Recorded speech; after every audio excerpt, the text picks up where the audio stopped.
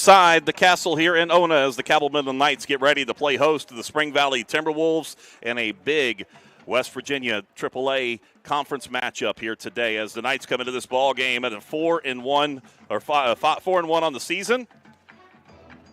As the Knights coming off a big win last week against Oak Hill by a score of 47-0. For Spring Valley, 5-0, number one ranking this week in the West Virginia SSAC AAA rankings. They beat South Charleston last week by a score of 17-0. Jason Toy here with you along with Chris Tatum. We've got Lowell Alston back in the studio, and Chris, you and Ken had the call last week here. 14-0 at the half against Oak Hill, but they really turned it on in the second half. They did, and we talked about their performance and what they wanted to do coming into these games before they run the gauntlet, as you say, over these next 3 weeks. But and they did it. They kind of sputtered in the first half a little bit, and not to say that there were a bunch of mistakes, but it was frustrating. You can see some frustration with Ryan Wolf and some of the things that he was expecting out of his offense, that they just weren't clicking early. But as you said, they come back late in that game and they just dismantled their opponent last week and did a nice job finishing, and really were able to kind of settle in the second half. Ryan Wolf, 4 touchdowns in that ball game. So the rushing attack has been kind of by committee. They've had at least 5-6 different guys on this team that can run the ball. So many weapons, and we talk about that so much, about how they have so many weapons and how they just reload, and they're so unselfish too. So Ryan had a good game last week. I mean, you have to do that over the way that Luke does that is obviously to misdirection for he's playing week to week, but you get into a game like this with Spring Valley, and it's the old sports cliche is throw the records out the window, because this has become such a rivalry game between these two teams. And Spring Valley coming in undefeated, but a couple of those wins have been very marginal, and very, very exciting down the wire with Hurricane and Huntington both. But Spring Valley has been doing their bread and butter as well. But you see them. Their schematics change a lot, too, over the course of their 5 games, and they've been trying a lot of different things as well. So we'll see what Brad and his crew has for the Knights this evening. And to give credit a little bit to South Charleston and Riverside that played tough against Spring Valley. They're a team teams that continue to get better and better every week. We saw them back a couple of weeks ago. 62-6 was the final score in that win over South Charleston there.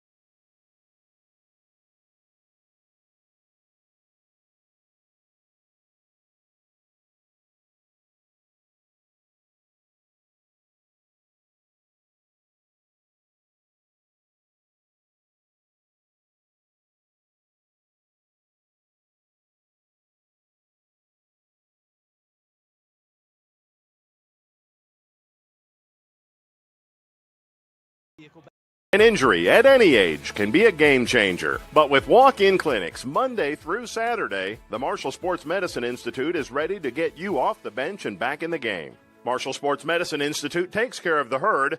Let us take care of you.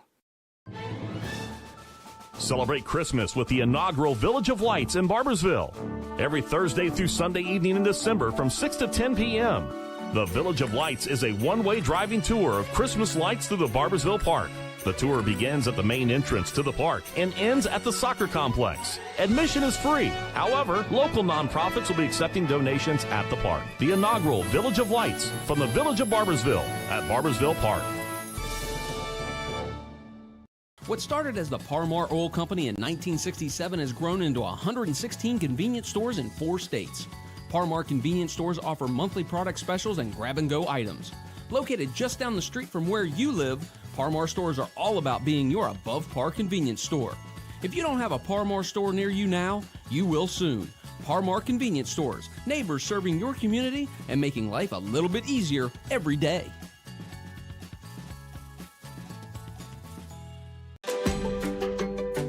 Hi, I'm Sade, a student right here at Cabell County Career Technology Center, and I'm awesome.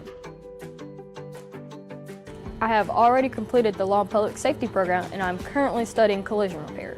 No matter your age or background, we have a career technical program for everyone right here.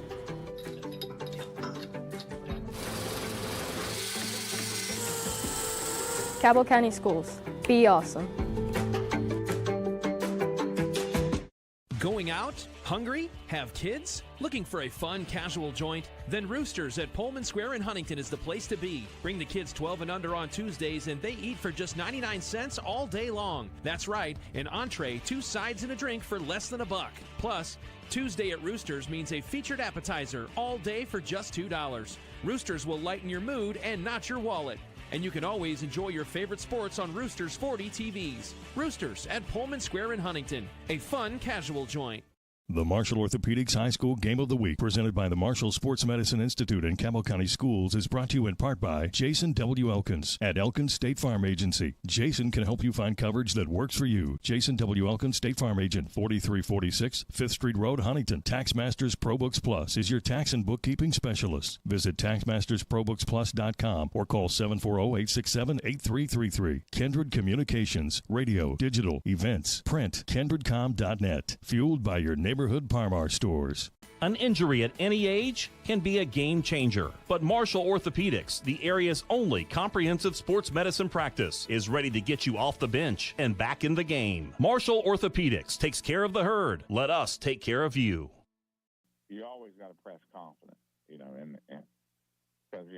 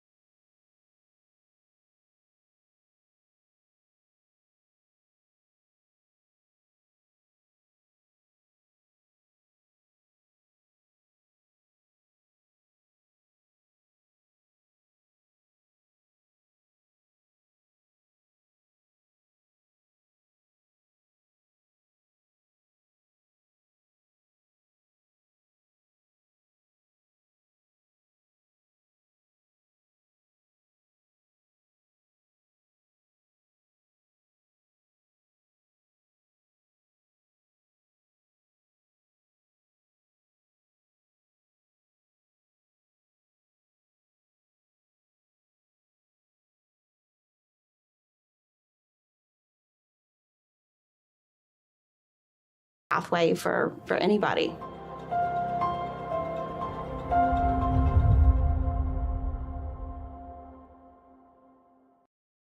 Hey Google, can you order me a McDonald's Happy Meal, please? A Happy Meal is a form of kids' meal sold at the fast food restaurant chain McDonald's since June 1979. I already know that. You know so much. I admire that. Hey Google, I'm waiting for my Happy Meal. Happy Meal? I'm not sure. I like a girl toy in my Happy Meal, chicken McNuggets, Go-Gurt, and an apple juice. Sorry, I don't know how to help with that yet. Mom! Hey, Google's not working! According to Wikipedia, the Happy Meal contains a main item, a side item, and a drink. Hey Google, I'll just get something from my mom instead.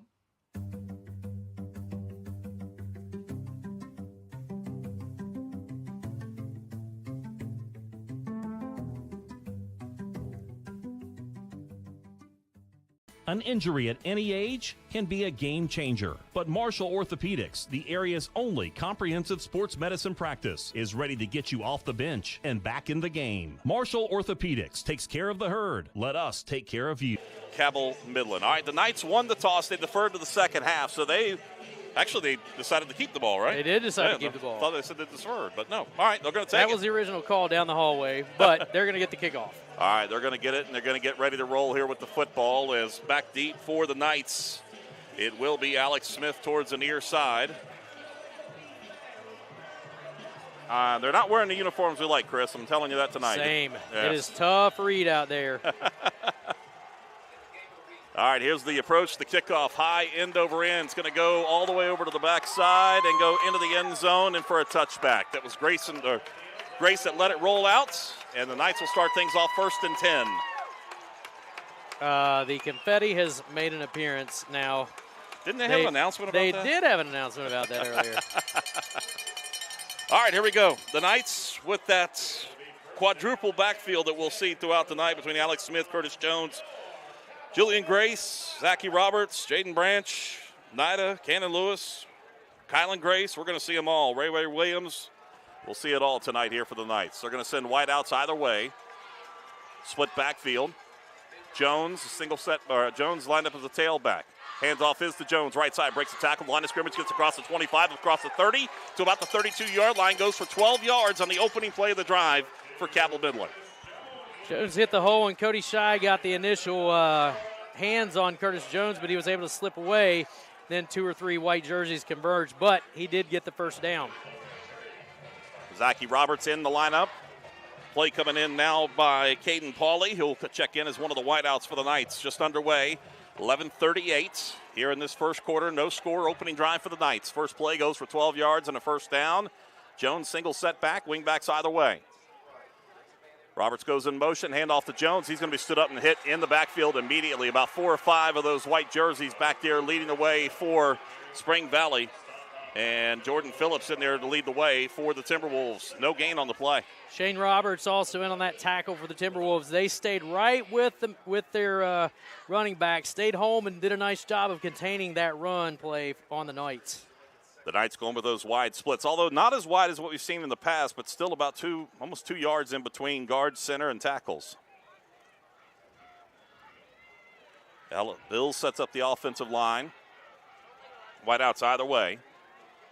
Wingbacks either way. Wolf up underneath center will send Roberts in motion, fakes the pitch to him, keeps it himself on the counter, gets up across the 35 to about the 36-yard line. Cody Shy on the tackle for the Timberwolves there on the keeper for Wolf. He did get 4 or 5 yards, but again, they kind of stayed home on that one and converged on Ryan Wolf.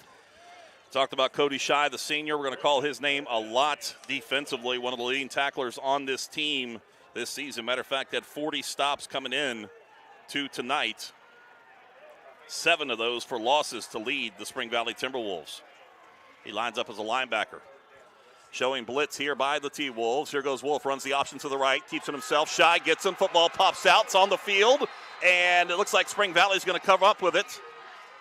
I think Midland might have hopped on top of that when you saw the reaction over there from Kaiden Cassee, And he saw it pop out. They initially had their hands on it, but Midland able to recover that fumble. And 4th down, and on comes the punting unit, because it looked like at one point that it was Spring Valley jumping on it was Cam Bailey. He bobbled it a little bit, but the Knights were able to come out with it to keep the turnover. Now they're going to try to push him back with a punt. A rare punt here for Ryan Wolf, as he'll go back and stand at his own 24-yard line. 4th down and about 6. Here's the punt, and it's going to be a short muff punt. It's going to go off to the right and go out of bounds at the 40. See where they finally mark it? Walking down to the 47-yard line.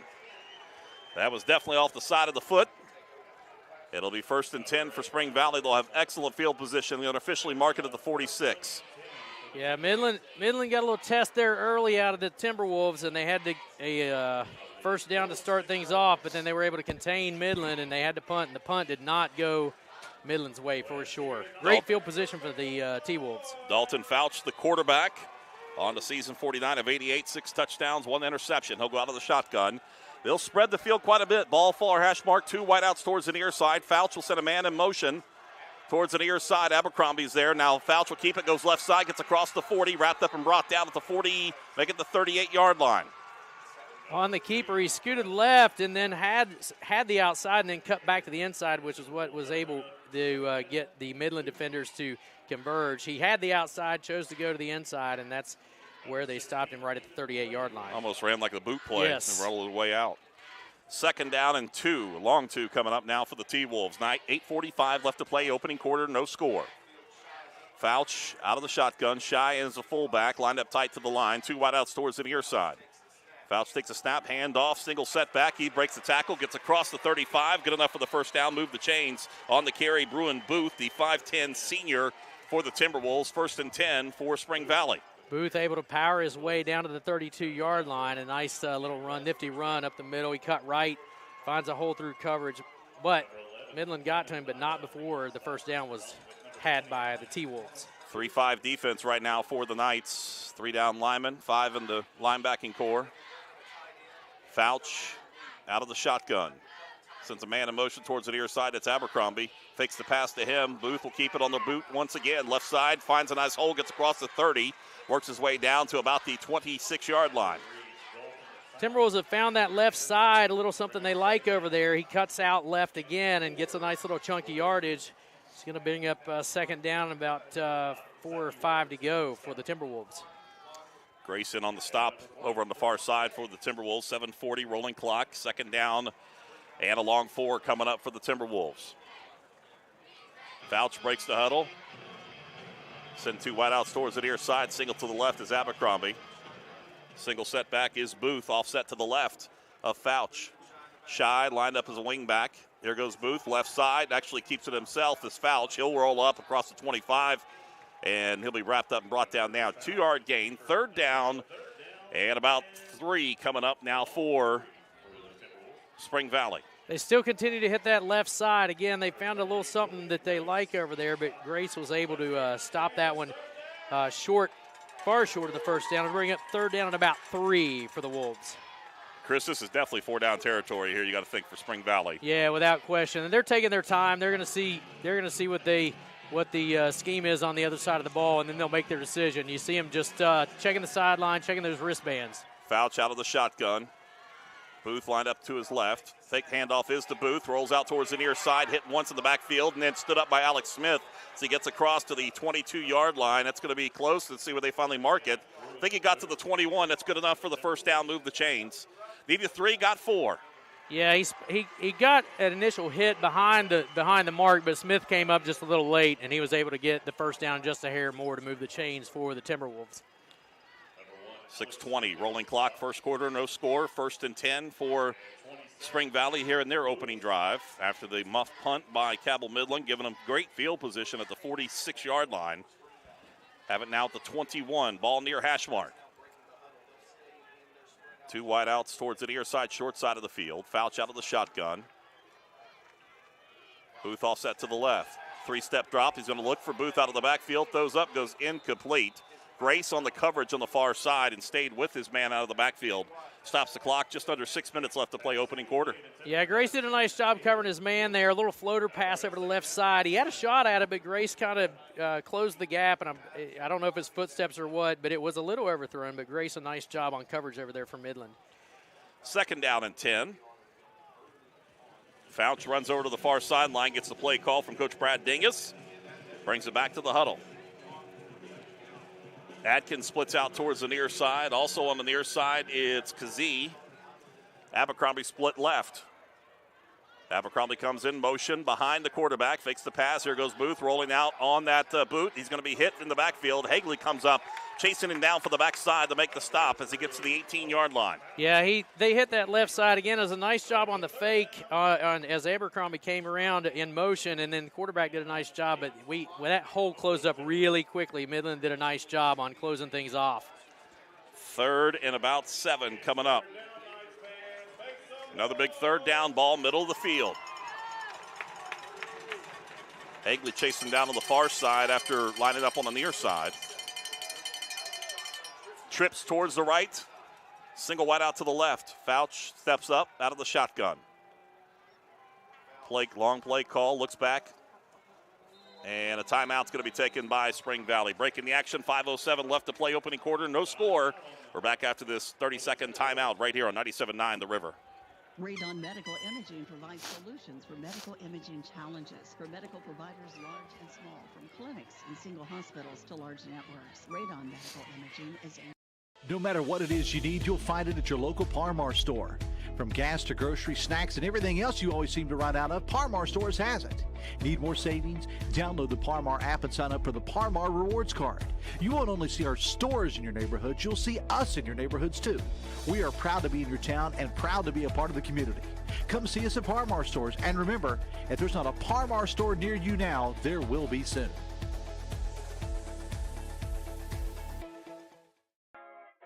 Hello, my name is Seth Seldron. I'm here in my home studio where I write, record, produce, mix, and master all my own music, as well as write, record, and edit all kinds of videos.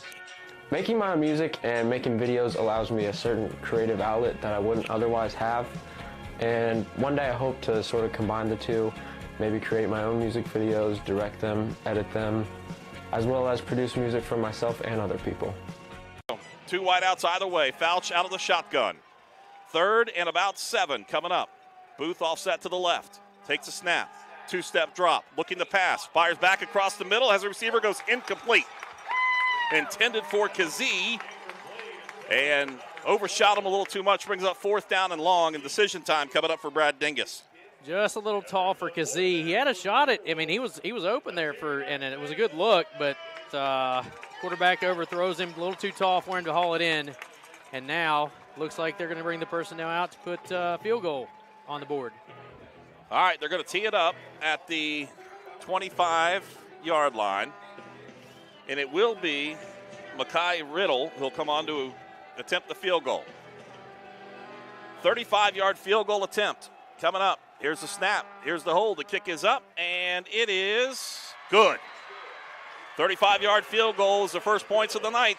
Spring Valley on top, 3-0, 60-second break right here on 97.9 The River. Even more money is flying out of Brandland Bingo. What was the field goal yardage? 35. That's what I thought. Attorney Bobby Warner. Congress recently created a fund to compensate victims of Camp Lejeune who were exposed to toxic waters between 1953 and 1987. If you or a loved one were diagnosed with cancer or other health issues related to toxic water exposure at Camp Lejeune, call today for a free case evaluation. Bobby Warner, now's the time. Call 345-678-9. The first time I ever went golfing, my very first shot was like 100 yards. I never hit anything before, and I hit it on the green 5 feet away from the hole. It's a lot of practice, a lot of time, and a lot of dedication. And whenever you get to a certain level, you can kind of reap the rewards of that. Never stop experimenting. As long as you stay steadfast in your beliefs, it'll work out.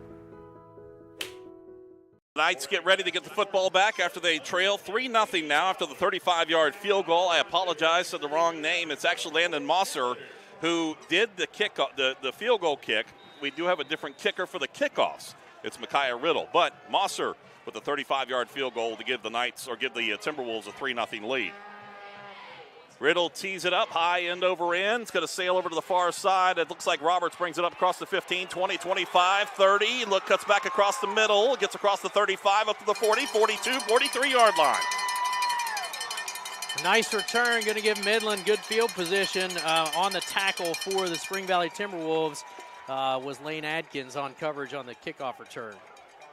But they're going to get their start at around the 43-yard line. Check that. It was Jaden Branch on the return. Branch with a great return that time and picked up something off the field and was trying to hand it over to the Spring Valley bench because it came off one of their players. Great field position for the Knights here. That 35-yard field goal came at the 4:57 mark at the first. They hit pay dirt here, but Midland on the move now.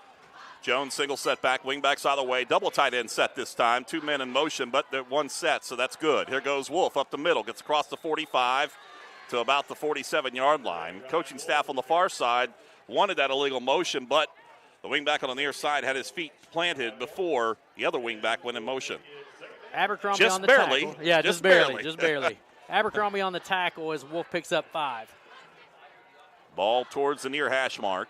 Double tight end set once again with Lunsford and Hagley. There goes a man in motion. It's Roberts. Handoff up the middle as Jones gets across the 50. Good enough for the first down. Powers his way down to the 45-yard line. Tackle made by Bruin Booth, and alongside him was Liam McGuire. 7-yard pickup on the play. 1st and 10 for the Knights. 4:12 left to play here, opening quarter. Spring Valley 3, Cabell Midland nothing. Wolf gets the play call. Luckily with the ball on the near hash mark, just had to take a few steps to his left and get the call from Coach Luke Sammons. Got a player down. That looks like it is Jordan Phillips is on the turf. Looked like he cramped up. Cramped up, maybe? That's what it looks like. They're going to give him some time to attend to him. Yep. 4 minutes left to play here. First quarter, Spring Valley 3. It is Cabell Midland nothing. We'll take a 30-second timeout. Be back right here on 97.9 The River. It's weird. He just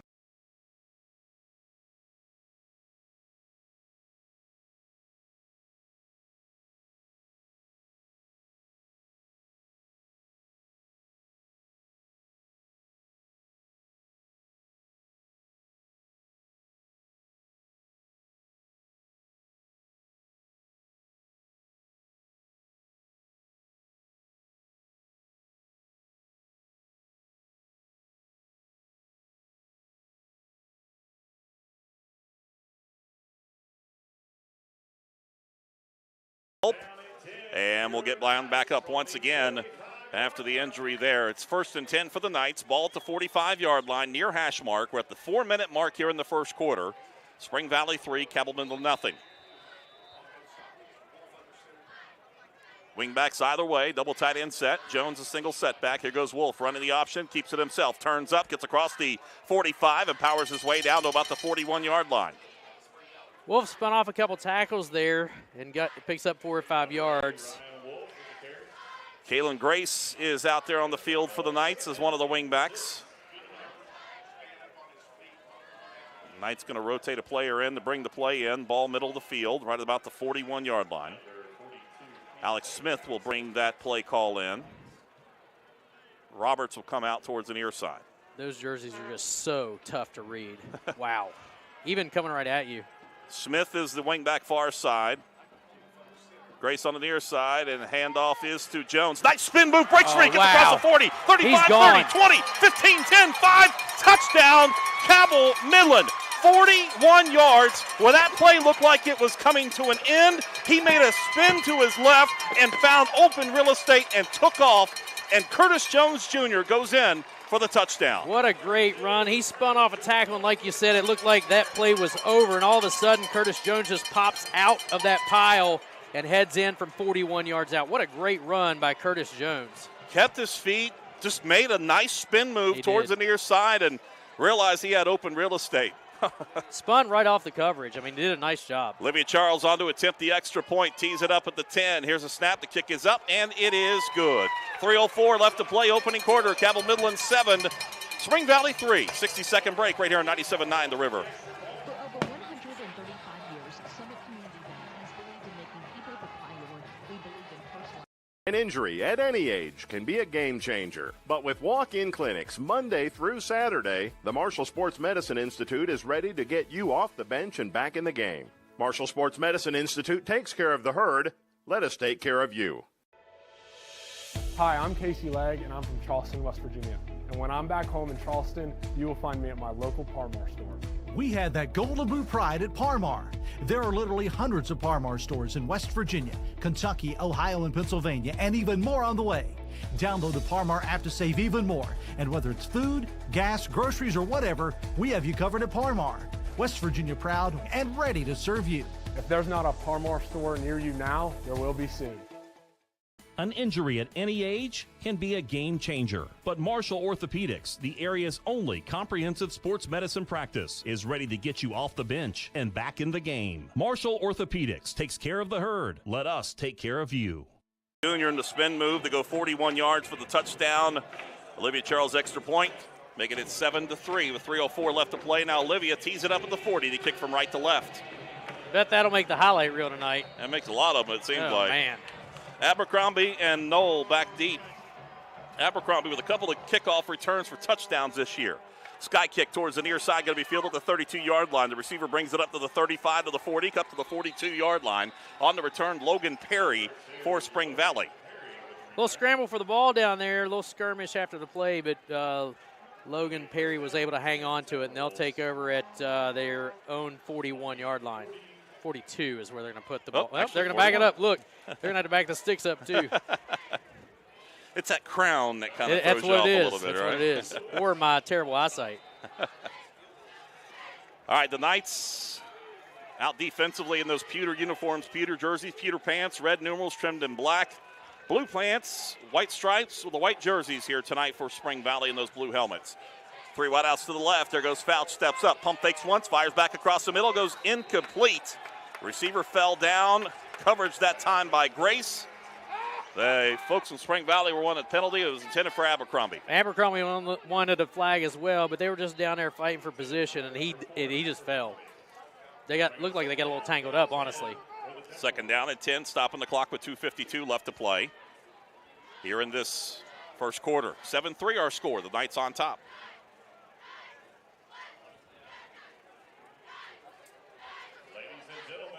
That 41-yard run certainly a pick-me-up to this side of the stadium as well. You hear a little chatter down there now. Ball near hash mark. One receiver short side of the field. 3 to the left for Fouch. Knights show blitz on the outside. Fouch takes a snap. Now feels the pressure. Rolls to his left. Looking to pass downfield. Gets rid of the football. Throws it up. And the receiver stretching out goes incomplete. It was intended for Kazee. He had a step on the defender on the far side. And that defender was over the far side. It was, who was that, Alex Smith? Or I think Landon Nida, maybe. Yeah, Nida. It's hard to tell because him and Hagley are both wearing the same pink sleeve on the left arm. Yeah, Nida, nice job on coverage over there, but Kazee did have a step on him. He laid out for it, had a shot at it, just out of his reach. 3rd down and 10 coming up for the Timberwolves. 2:45 left to play, opening quarter. Trips to the left, single wide out towards the near side right for Fouch. Booth, single setback. He lines up to the left of Fouch in the backfield out of the shotgun. Takes a snap, fakes the handoff. Here goes Booth. Fouch keeps it himself left side, gets up across the 45 to the 46. Wrapped up and brought down there. 4th down and about 4 coming up. Sean Rouse and you had Alex Smith. I mean, there's 2 or 3 gray jerseys that went in and converged as that play came to an end. It's going to be 4th down. A nice defensive stand here for the Knights as we head towards the 2-minute mark of the first quarter. That's kind of when you're on defense, you put your heels back on that yard marker at the first down and don't let them in front of you or let them behind you. Yep. All right, punting unit coming on for Spring Valley. Mosser with the kickoff and a punt end over end. It's going to be fair catch called on the near side by Cabell Midland, and that was Branch that made the grab. 1st and 10 for the Knights And let's see, they're going to put it at the 22-yard line. They've changed their mind a few times here this evening. I'll say that. Nobody really had their, unless they put the bag down. Yeah. It's going to be right about the 21-yard line. Yeah, I didn't see anybody put the bag down. First and 10 for Cabell Midland. Third drive here in this first quarter. They're on top 7-3 with just under 2 minutes left to play first quarter. Lights are on at the soccer complex, on the baseball field and the softball field here tonight at the Old Castle. Double tight end set. Wingbacks either way. Single setback is Jones. Handoff is to Jones. Nope, Wolf keeps it himself. He's going to be wrapped up and brought down. Probably wishes he gave that ball away because he had a gaggle of white jerseys wrapping him up. Yeah, there were all kinds of white jerseys in on that stop. McGuire, Lewis. Yep. Bunch of them in there. You can also credit Cam Bailey was in on that stop as well. Give Wolf. He got covered up pretty quick. And he at least got 1 yard out of it. 90 seconds left to play first quarter.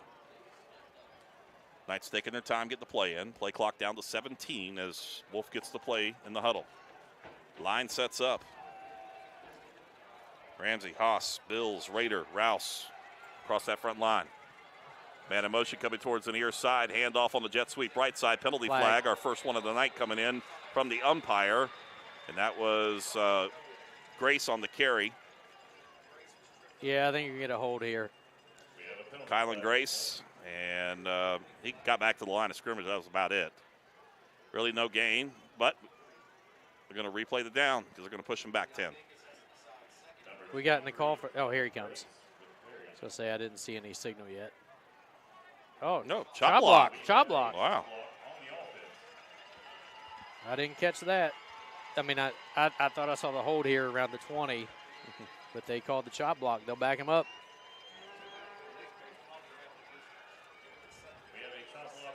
They'll put it back at the 11-yard line. So replay the second down. So 2nd and 20 coming up. Official puts the clock back in motion. Minute left to play first quarter. Wide out split to the right.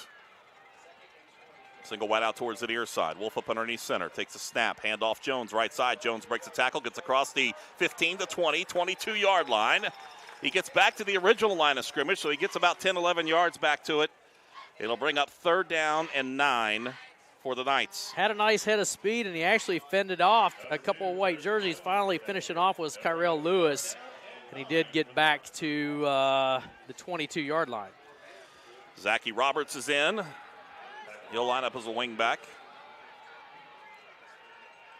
Here's the handoff to Jones, right side. Jones finding the gap, turns up the right side, and he cannot get away. Touch a shoestring tackle right there by Kazee, and that'll bring up 4th down for the Knights.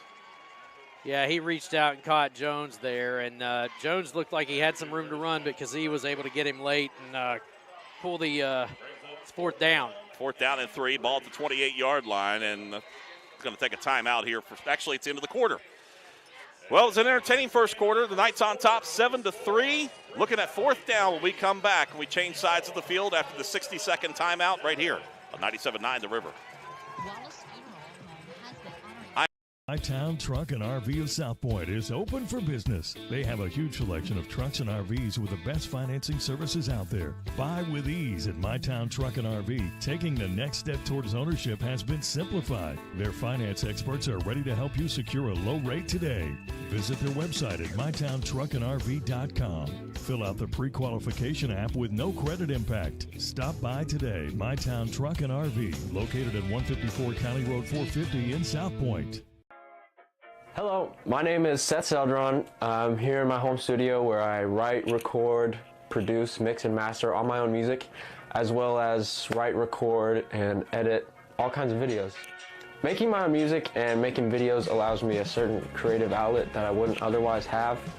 And one day I hope to sort of combine the two, maybe create my own music videos, direct them, edit them, as well as produce music for myself and other people. Listen to 97.9 The River online anytime at 97.9theriver.com. Change sides of the field. We start the second quarter. Fresh 12 minutes up on the clock. It's Cabell Midland 7, Spring Valley 3. And the Knights looking at 4th down and about 3, and they're going to go for it. Roberts goes in motion, returns back. Now they'll send him back in motion again. Wolf up underneath center. They're just going to try to see if they can draw him offside. Still 12 seconds left on the play clock. Coach Luke Salmons looks like he's just going to let it roll down and he's going to burn the timeout. Yeah, they're going to try and draw him offsides, and they weren't biting, so they'll call a timeout. So we'll keep it right here. Both teams have used the timeout here in this first half. No time ran off since we started things off here in the second quarter. 7-3 the score. The Knights on top after a 41-yard touchdown run by Curtis Jones Jr. at the 3:04 mark, and Landon Mosser for Spring Valley with a 35-yard field goal, making it 3-0. And that's where we stand right now here on this game of the week in West Virginia Class AAA. I was just checking scores. We start a little earlier than everybody else, so there's not much going on out there. Hurricane leads Princeton 7-0 in the first quarter. Those are both one-loss teams, so a big game for both of those programs. Everybody else is pretty well not too deep into their game at this point. Every time we bring that up and start the early one thinking, hey, we might be able to catch a few, something makes this game get longer. It does, you're right, it does. All right, here we go out of the timeout. They will send Wolf back to punt. Let's see if he gets a better one this time. Nethercutt will be the long snapper. Back deep, it will be Abercrombie. Pretty good returner himself. Like I said, a couple of touchdown returns on kickoff. Nethercutt, the long snapper. Wolf stands back at his own 16-yard line. Good snap, and he gets rid of the football. Another end-over-end bad punt. This one's going to sail out of bounds. Matter of fact, it's a Midland roll, though. Across the 50 to about the 48. A little better, but not great. No, not what he wanted for sure, and it's got to be frustrating, 2 in a row like that. But to the 48-yard line we go. It's going to hurt his average, isn't it? Oh, without a doubt. Without a doubt. All right, 11:48 left to play first half. 7-3 the score. Cabell Midland on top. Spring Valley trying to answer. They'll have it 1st and 10 from their own 48-yard line, going from right to left, ball near hash mark. You got to think a guy like that, though, makes the kicker nervous, given that he's returned a few kickoffs or touchdowns. But, yeah, that's gonna hurt Wolf's average for sure. Isaiah Dodson will be the man that sets up that offensive line for Spring Valley, the big man, checking in about 320 pounds here for the senior. Trips to the right, single wide out towards the near side. Abercrombie goes in motion, hand off to him on the jet sweep, trying to turn upfield. He breaks through, and he gets across the 50, 45, and down to about the 44-yard line. Got a 9-yard carry there for Abercrombie.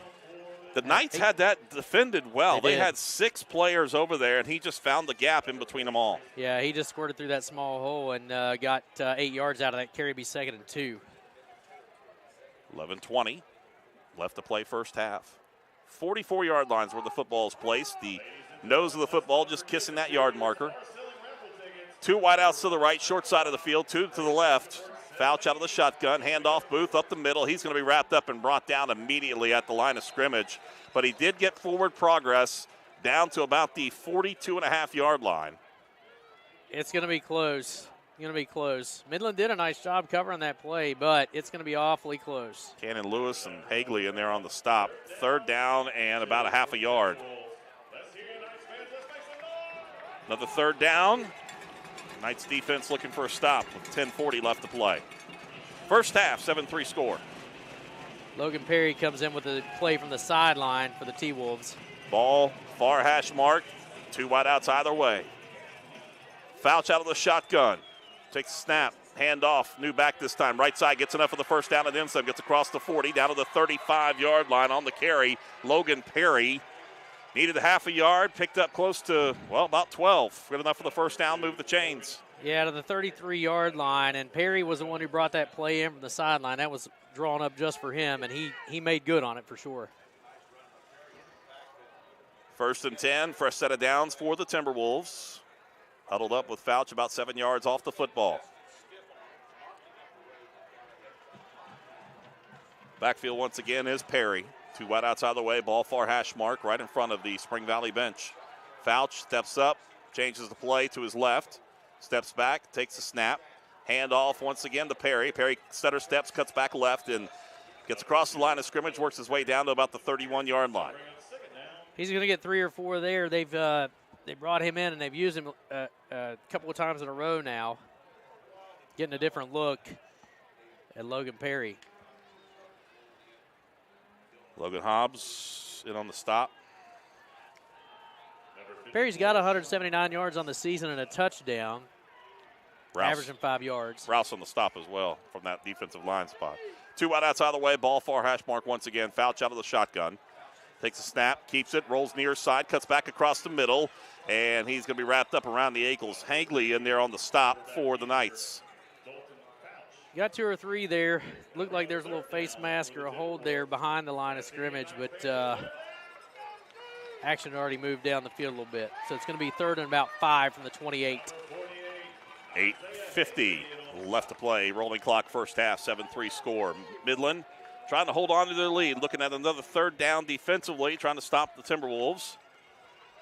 Perry is the back, offset to the right this time for Fouch. Wide outs either way, ball middle of the field.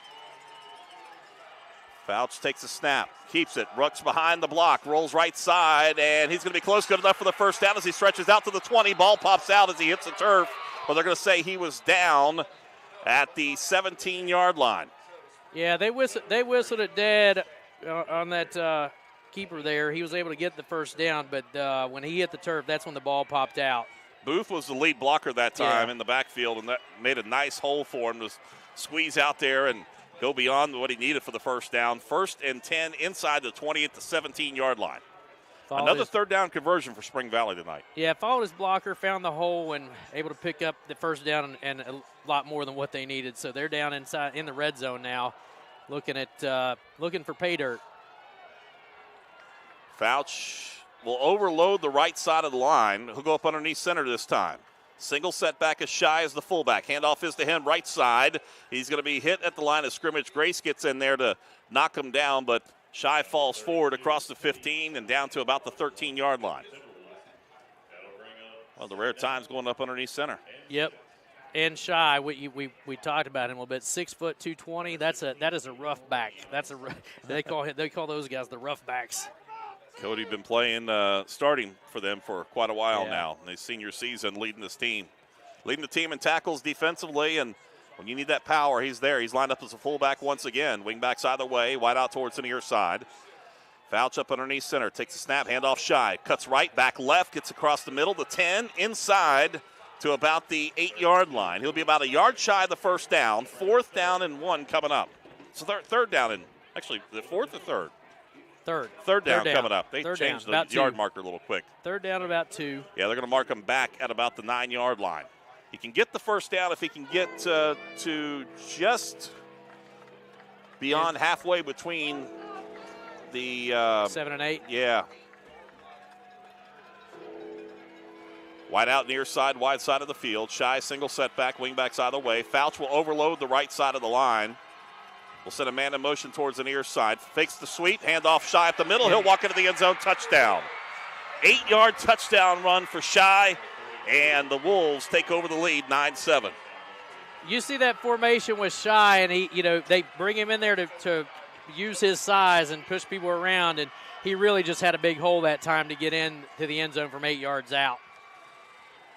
The extra point attempt coming up with Mosser. 6:31 left to play here in this first half, second quarter. Mosser on to attempt the extra point. Here's a snap, kick is up, and it is good. 6:31 left to play in this first half. It is Spring Valley 10, Cabell Midland 7, 60-second break right here on 97.9 The River.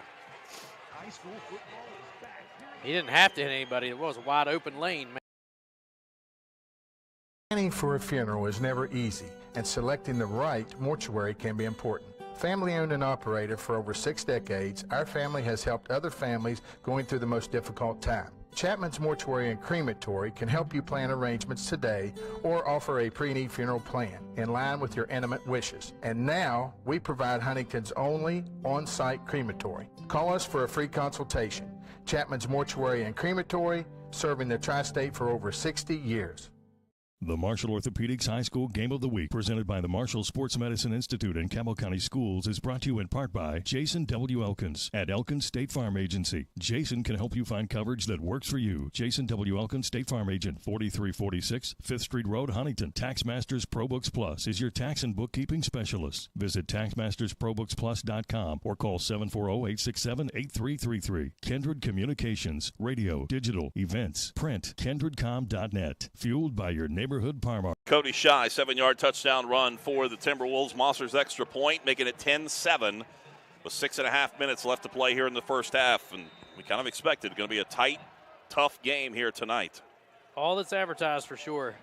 Sky kick going over to the far side. Fair catch going to be called for at about the 28-yard line. And making that grab over there is Ray, I believe. Was that Curtis Jones? No, that was Ray Williams. It was Ray, wasn't it? Yeah, Ray. Even coming straight at you, you cannot read those jerseys. That's awful. Yeah, I agree with you. They're tough to read. Even with their backs to us and we're looking straight down at them, they're tough to read. And I'm looking at binoculars. And when they sweat, it makes it even worse. All right, Knights with the football. Here goes Jones, hand off to him. He's going to be hit there in that backfield. Shy came in and met him at the line of scrimmage. Jones got about a yard pickup, and that's it, but a huge hit from Cody Shy in there on the stop. Yeah, Shy just followed the ball the whole way and was able to just stop Jones right. Yeah, like you said, he got a yard, but he put the hit on him pretty quickly. Showing why he's the leading tackler on this team for Timberwolves. 6:05 left to play. Rolling clock here, second quarter. 10-7 to score. Caden Pauley brings in the play. He'll split over to the far side. Wingbacks either way. Single setback is Jones. Wolf up underneath center. Hands off is to Jones. He goes up the middle. He'll be wrapped up and brought down. On the stop for the Timberwolves is Connor McCann. And a gain of only about a yard. 3rd and long coming up now for the Knights. Jordan Phillips also on that stop for the Timberwolves. And again, this Timberwolves defense doing a nice job staying with the run here and closing the holes up on this drive. Caden Bowen checks in. He'll split out towards the far side. This game has been about momentum. Whoever carries it right now is Spring Valley. Here goes Wolf. Fakes the handoff, keeps it himself, turns upfield 35-40, and he got enough for the first down and then some. Powers his way up to the 45-yard line. Jordan Phillips finished off that tackle from behind and pulled Wolf down at about the 46-yard line, 45-yard line is where they're going to place the nose of the ball, but not before Wolf picked up the first down. Liam McGregor in there on the stop as well, coming up from that defensive end spot for the Timberwolves. But when you needed the first down, that was a big run right there by Ryan Wolf. We talked about momentum, Chris. That's what we've seen. Whoever's had the big play has been able to carry some momentum for a little while. The Knights trying to have it fall back their way. Roberts goes in motion, pitches to him. Left side has a nice lane. Gets across the 50, 45, outside 40, 35, turning on the Jets at the 30, 25, and then knocked out of bounds. And a huge run as he's going to be knocked out of bounds at the 20-yard line. On that stop was Cassie and also Abercrombie, finally able to get Midland's back out of bounds, but a big run for the Knights all the way down to the 20-yard line. 35-yard run for Zachy Roberts. Yeah, Roberts just turns on the Jets. He had one man to beat, and when he kind of stutter stepped, that allowed coverage to come up from behind and get to him and get him out of bounds. But a big gain for the Knights down to the 20. Ball the far hash mark. Single setback is Jones. Wingbacks either way. Handoff is actually Wolf keeps it, runs up the middle, has a lane, gets across the 10, the 5, and down inside the 5 to the 3-yard line. Fought forward and a touchdown-saving tackle by Dalton Fouch. Wolf found a hole or two, followed a blocker or two, and gets down inside the 5-yard line. Another big game for the Knights. They're looking at pay dirt from inside the 5. And it's an option for him to hand the ball off to Jones or keep it himself. They actually collide into each other while making that decision, and he had a nice open hole and down inside the 5-yard line. 1st and goal coming up for the Knights. Tight formation, double tight end set, wingbacks either way. Single setback is Jones. Wolf up underneath center. Wolf will keep it himself, lowers his shoulder, dives into the end zone. Touchdown, Cabell Midland. It's a 3-yard touchdown run answer out by Ryan Wolf, and the Knights regain the lead, 13-10 with 4 minutes left to play. He kind of put the Knights on his shoulders on that drive after they got into Spring Valley territory, but at the 4:01 mark of the second quarter, Wolf goes in from 3 yards out. Olivia Charles will be on to attempt the extra point. Wolf, after scoring, will be the holder. Another cut the long snapper. Here's a snap. Pulled down, kick is up, and splits the uprights good. 4 minutes left to play first half. We got ourselves a ball game. Cabell Midland 14, Spring Valley 10, 60-second break right here on 97.9 The River.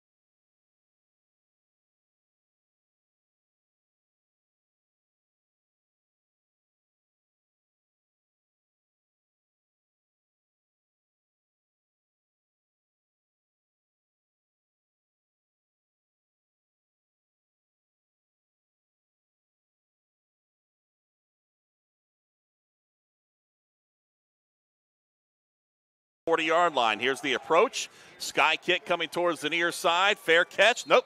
Yep, it was fair caught. The back behind them made the fair catch call, and they make in fielding it for. Well, Logan Perry was the one calling for the fair catch. Yeah. And then there was some confusion between he and on the receiving team, the fella to his right. So did they whistle it dead based on the one guy calling for fair catch, even though somebody else caught it? Yeah. I don't know that I've ever seen that happen, honestly. I don't think I've ever either. Got to check who that was. We have it's number 16, but we don't have a name for him. 3 wideouts to the right, single wideout towards the near side. Fouch out of the shotgun, has a back offset to his left. Fouch takes a snap, 3-step drop, fires back across the middle, has the receiver. Abercrombie had a step on the defender, but it was too far out in front, goes incomplete. Nida on the coverage that time for the Knights. It'll bring up second down and 10, stopping the clock with 3:53 left to play.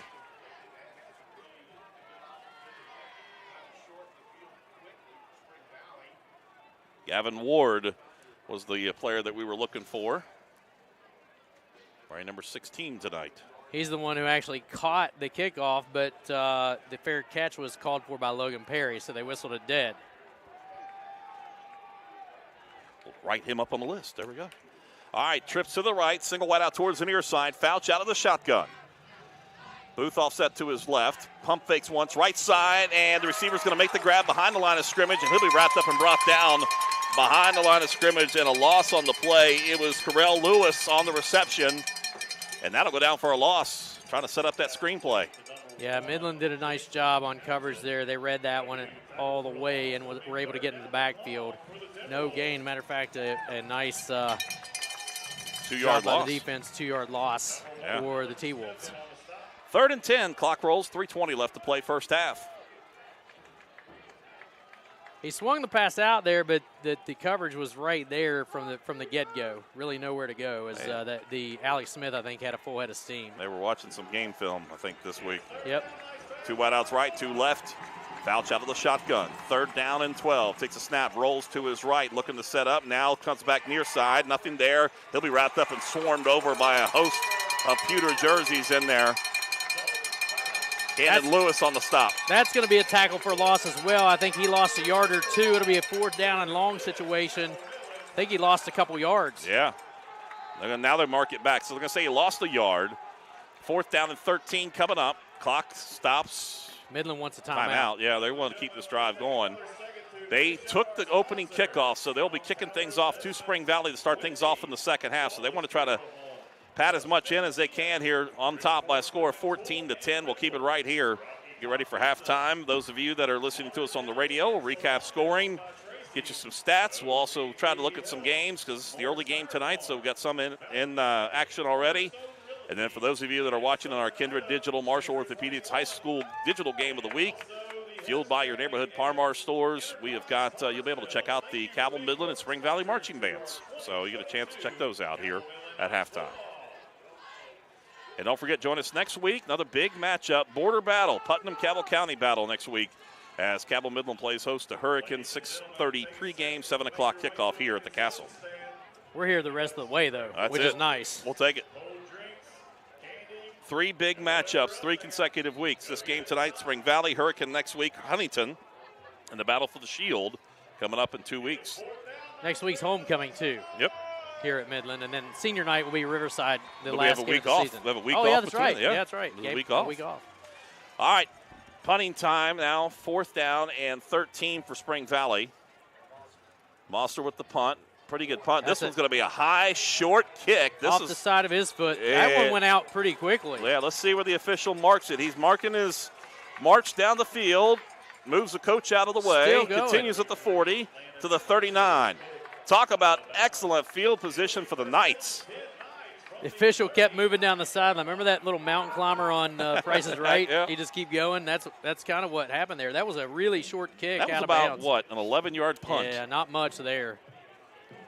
That's got to be a confidence boost for the Knights right there. Knights bringing into play.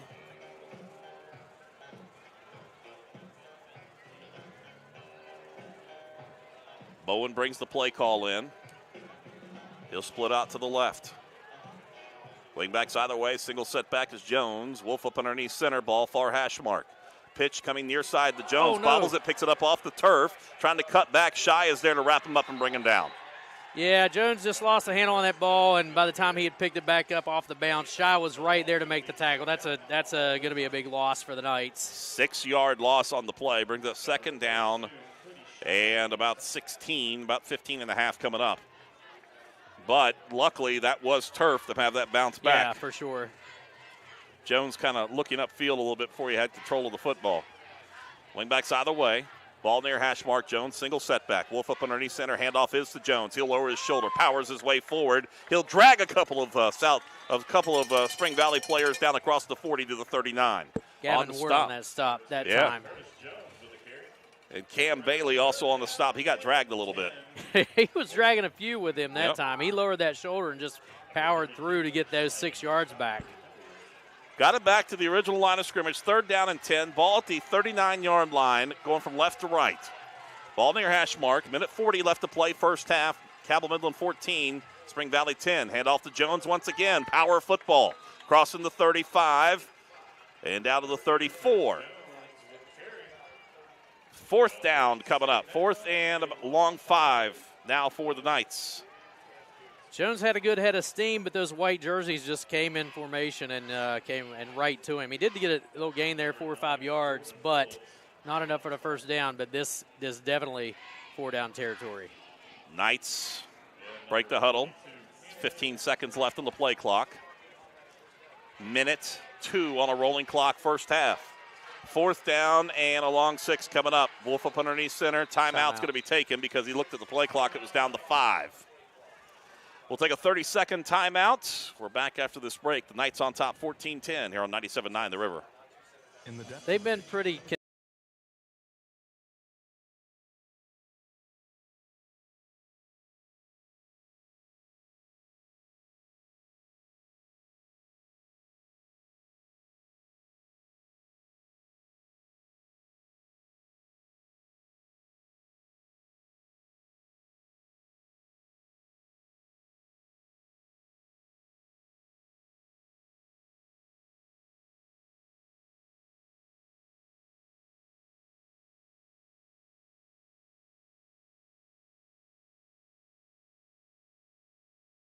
first half, and it is 56.2 seconds left to play. The Knights are on top 14-10 And they are looking at 4th down and 6. The ball at the 35-yard line out of the timeout.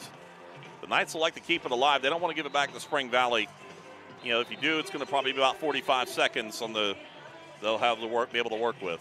Well, and they kick off in the second half too, so do everything you can for sure. Out of the timeouts. 4th down and 6. Up underneath center it will be Wolf. Jones single setback. Zachy Roberts goes in motion. Quick pitch to him, and false start.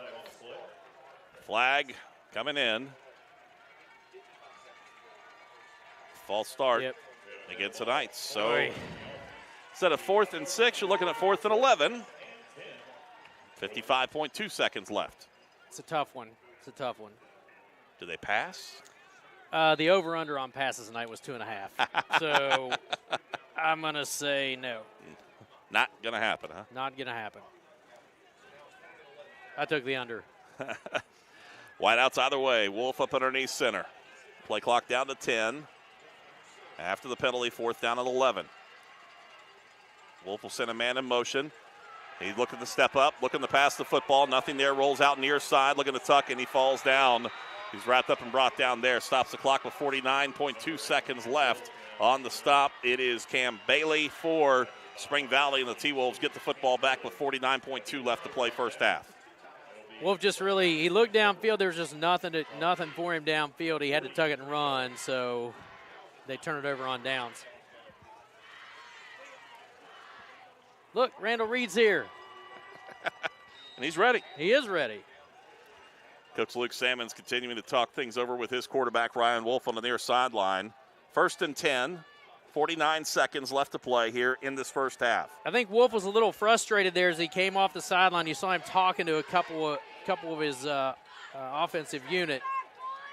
Fouch out of the shotgun, has backs either side of him, sends Booth over to the far side. Fouch takes a snap, rolls to his right. Passes down, has Abercrombie tipped out, goes incomplete. Coverage that time by Cabell Midland, there by Grace.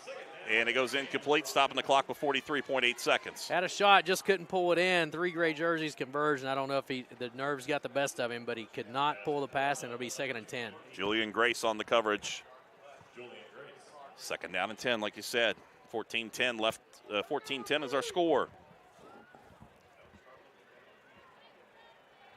2 wideouts either way.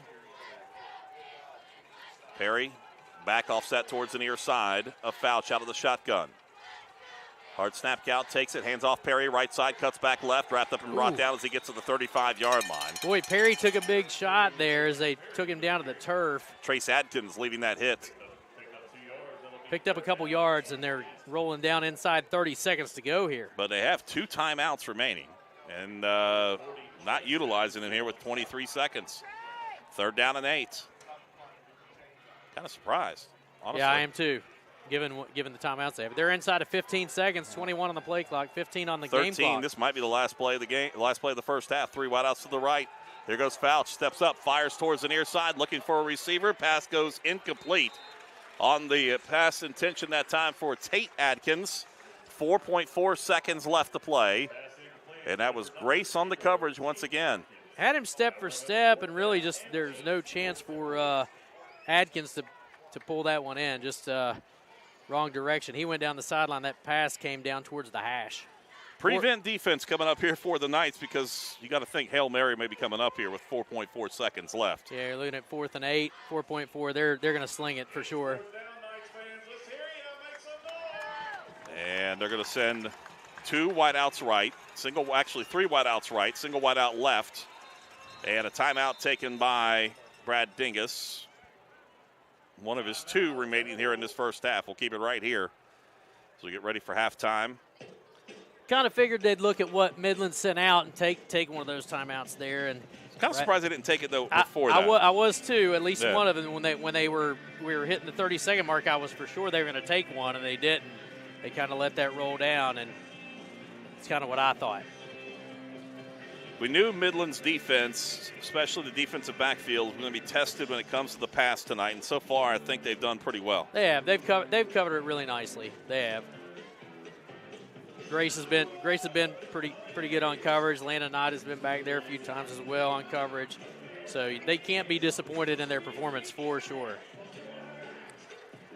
Out of the timeout, 4th down and 12, 4.4 seconds left to play. Actually, 4th down and 8, my apologies. 4th down and 8 with 4.4 left. Probably enough for one play to happen here. Knights are going to bring Curtis Jones Jr. in as a nose guard this time. Trips to the right, single wide out left. They're going to put pressure with Jones up the middle. Forces Fouts to roll out to his right. Throws the football down, and it's going to go incomplete. And that's going to be it for the first half. Yeah, pass was short, intended for Kyrell Lewis. It was far behind him, and that'll bring it close to the end of this first half from Cabell Midland. Round of applause on the near sideline. Matter of fact, both sides of the field. We knew we'd have a good game here tonight in this big matchup between Spring Valley and Cabell Midland, and so far it has not disappointed. The Knights on top by a score of 14-10. Coming up here at halftime, we'll take a look back at the scoring. We'll take a look at some first half stats, and we'll get you some scores from other games across the state and around the region here tonight as we get ready to roll in the halftime too. Also, folks that are watching us on our Kindred digital broadcast tonight, you'll be able to check out not only the Spring Valley Marching Band, but also the Cabell Midland Marching Band, as they'll entertain you here in just a few. Once again, our halftime score, Cabell Midland 14, Spring Valley 10. Back after this break right here on 97.9 The River. Odell Orthodontics says An injury at any age can be a game changer. But with walk-in clinics Monday through Saturday, the Marshall Sports Medicine Institute is ready to get you off the bench and back in the game. Marshall Sports Medicine Institute takes care of the herd. Let us take care of you. Reggie Bush had something important taken from him, so Wendy's is returning it. It gives me great honor to return this to Mr. Reggie Bush. the Pretzel Pub. Let's go! Back with its rightful owner. Come on. Psych. Don't touch my burger. Yes, sir. Y'all can't take this one away from me. We haven't told him it's back for a limited time. Choose wisely. Choose Wendy's Pretzel Bacon Pub Cheeseburger.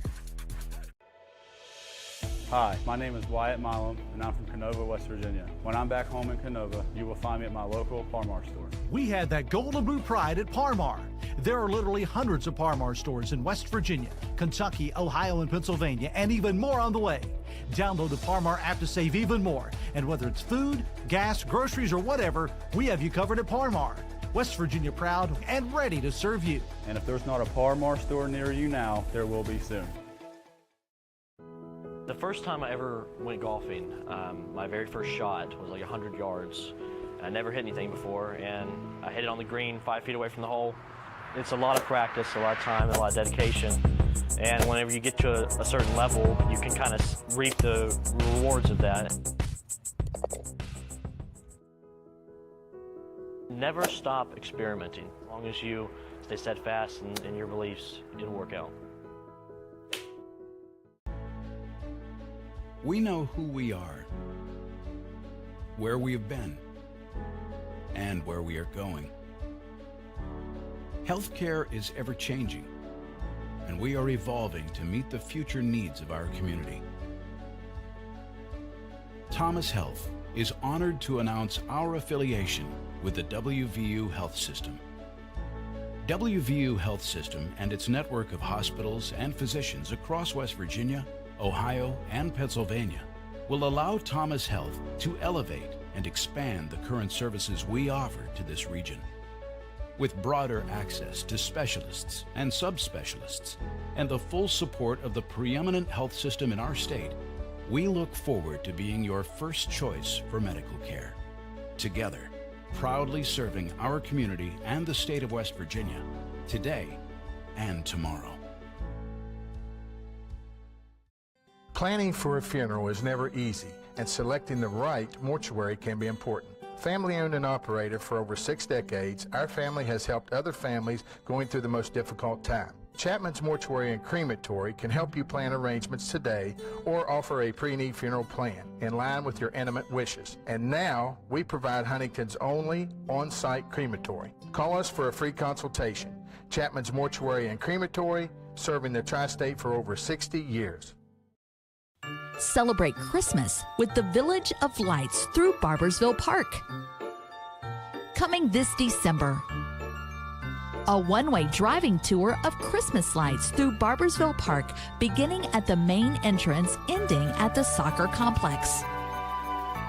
Admission is free. However, local nonprofits will be accepting donations. The Village of Lights from the Village of Barboursville at Barboursville Park.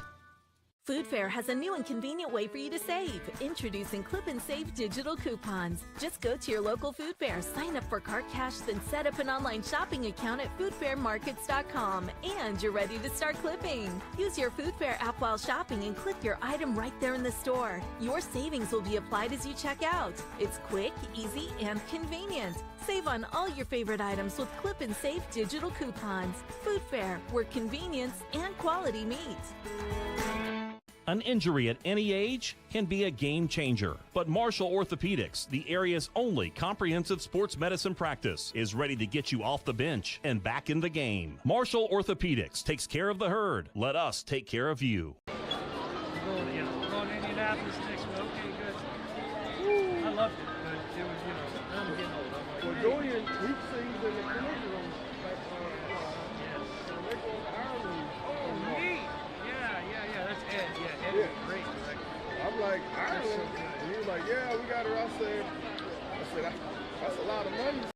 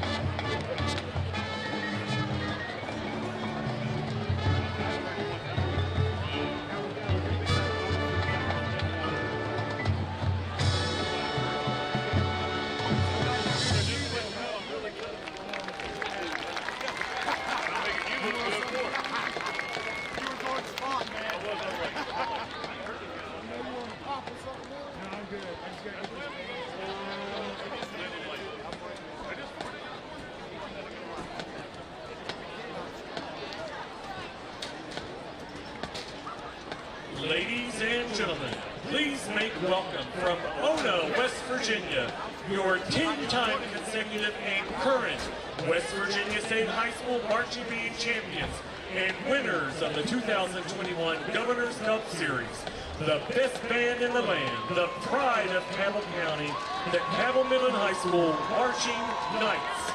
Under the direction of the West Virginia High School Marching Band Director, Hall of Fame inductee, and the recipient of the 2022 Governor's Award for the Arts for Lifetime Achievement in the Arts, Mr. Tim James, assisted by the West Virginia High School Marching Band Director, Hall of Fame inductee, Joe Harden, Matt Morrison, Julie Carper, Bobby May, Chris Blake, Justin Evans, Eddie Schaefer, and Karen Tomlin.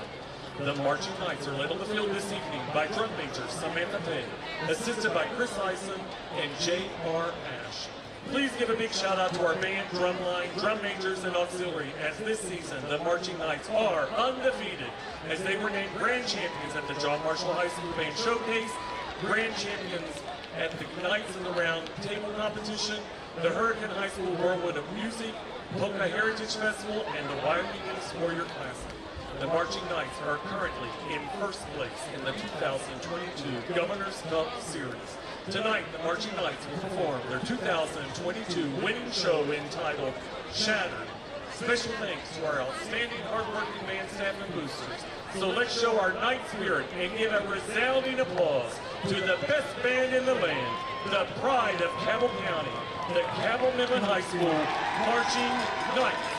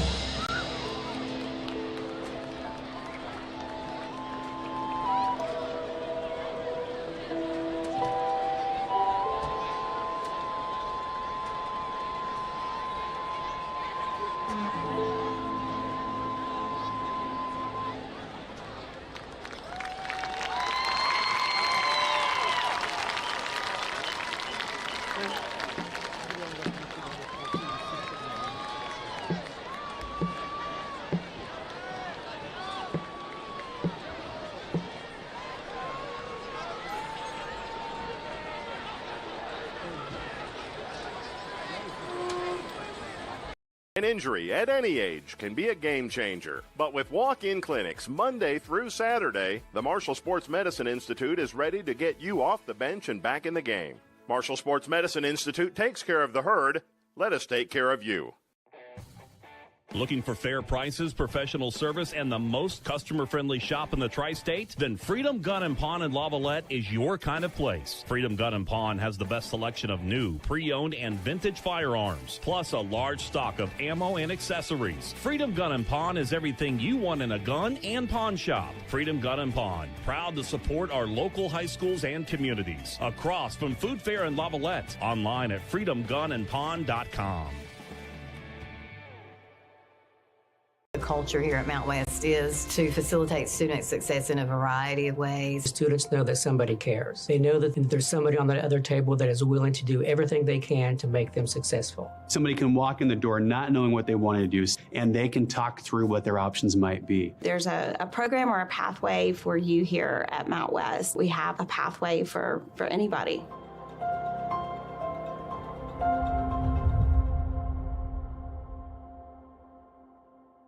Reggie Bush had something important taken from him, so Wendy's is returning it. It gives me great honor to return this to Mr. Reggie Bush. The Pretzel Pub! Let's go! Back with its rightful owner. Come on. Psych. Don't touch my burger. Yes, sir. Y'all can't take this one away from me. We haven't told him it's back for a limited time. Choose wisely. Choose Wendy's Pretzel Bacon Pub Cheeseburger. The Marshall Orthopedics High School Game of the Week, presented by the Marshall Sports Medicine Institute and Cabell County Schools, is brought to you in part by Jason W. Elkins at Elkins State Farm Agency. Jason can help you find coverage that works for you. Jason W. Elkins, State Farm Agent, 4346 5th Street Road, Huntington. TaxMasters ProBooks Plus is your tax and bookkeeping specialist. Visit TaxMastersProBooksPlus.com or call 740-867-8333. Kindred Communications, radio, digital, events, print, KindredCom.net. Fueled by your neighborhood Parmar stores. Hi, my name's Zach Frazier and I'm from Fairmont, West Virginia. And when I'm back at home in Fairmont, you'll find me at my local Parmar store. We had that Golden Boot pride at Parmar. There are literally hundreds of Parmar stores in West Virginia, Kentucky, Ohio, and Pennsylvania, and even more on the way. Download the Parmar app to save even more. And whether it's food, gas, groceries, or whatever, we have you covered at Parmar. West Virginia proud and ready to serve you. If there's not a Parmar store near you now, there will be soon. If you're craving new adventures, need to get back to business, or simply want to reconnect again, Yeager Airport is here to make sure your travel experience is as easy as possible. With convenient parking within walking distance of the terminal and security lines with short waiting times, Yeager Airport is one of the most passenger-friendly airports in the nation. If you're ready to return to the skies, Yeager Airport is ready to get you there.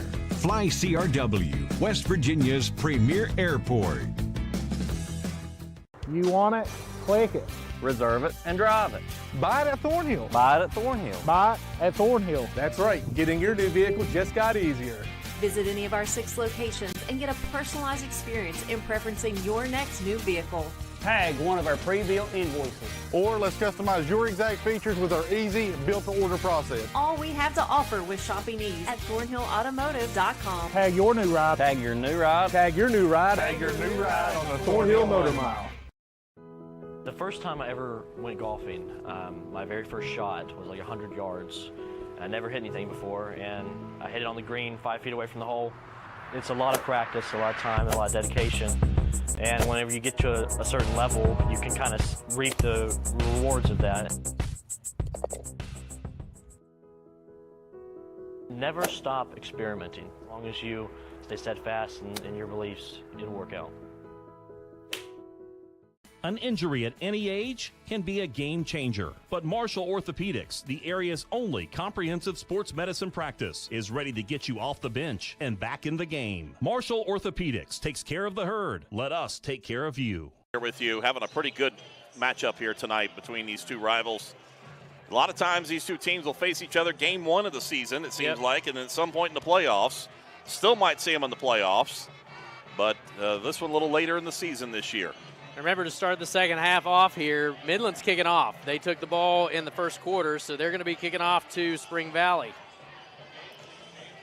And Olivia Charles will stand at her 35, ready to approach the kick at the 40. Abercrombie, he's a threat, back deep, but they'll try to go short again here with Charles. My guess is to Logan Perry right around the 30-yard line. Here goes Charles at the approach. Here's the kick. Sky kick coming towards the near side. Perry fields it at the 27. Bobbles it, loses it. Midland has and the Knights come up with it. Yep, Midland has it. And coming out with the football. I think that was Lunsford. Was it? I think it was Lunsford, I think. But again, the jerseys are super hard to read. Yeah, that may be. All right, the Knights, excellent field position. They're going to start off at the Spring Valley 30-yard line as confetti rains down here on the near side. Still no wind tonight. Ball near hash mark. Talking about momentum shift. Alex Smith splits out towards the near side. Officials stop the clock. Officials stop play, and they're going to send one of the players off. Matter of fact, because of his knees exposed. Oh, okay. And we saw that like last week. Mason Ramsey has to come off towards the near side. All right, wide out to the left and right. Single setback is Jones. Here's a snap. Handoff is to Jones. Jones loses the football. It's on the turf. Does Spring Valley get it back? I think you did. Spring Valley got it right got back. it. Jones got stripped right in the middle of the line. And I believe getting a hand on that one to knock it out. This time it was Phillips. And they were able to recover. Turns the ball back over now to Spring Valley. All right, back and forth. Back-to-back turnovers, 2 consecutive plays. A little sloppy. A little bit. All right, 1st and 10 now for the Timberwolves. And this time they'll put the football down at the 27-yard line. Ball near hash mark. Fouch will break the huddle, bring the team out. Booth in the backfield, 2 wideouts to his right, single wideout to the left. Actually, 3 wideouts far side. They had a wideout all the way over to the far sideline in front of the Spring Valley bench. White jerseys, blue pants. Fouch rolls out to his right, steps up, fires back across the middle, looking for the receiver. It is incomplete. Oh, there comes the late penalty flag. Late flag. It was intended for Abercrombie. And it's going to be a 15-yard penalty, a pass interference called against Cabell Midland. Yeah, that flag came in late for sure. And they're saying, well, you see the Midland defender down there pleading his case is Nick Giampalo. All right, so we've had a fumble on both sides of the football to start off, and in the first play from scrimmage is a pass interference, and it'll put the football down at the 42-yard line. 1st and 10 now for the Timberwolves. Like we said, blue pants, white stripes on the sides, white jerseys, blue numerals, and those blue helmets, pewter pants, pewter shirts, and very hard to see for Cabell Midland tonight on the numbers, which are red trimmed in black. They're tough on those gray uniforms for sure. 2 wideouts either way. Fouch up the center, and he'll keep it himself, working behind the block of Booth, and gets up to the 45-yard line. Pickup of 3 yards on the play. 2nd down and 7 with 11 and a half minutes left to play here in the third quarter. 14-10 the score. The Knights on top. Gage Ruley on the stop there for the Knights as the quarterback hit the hole, but Ruley was right there to stop him. He did pick up 3 or 4.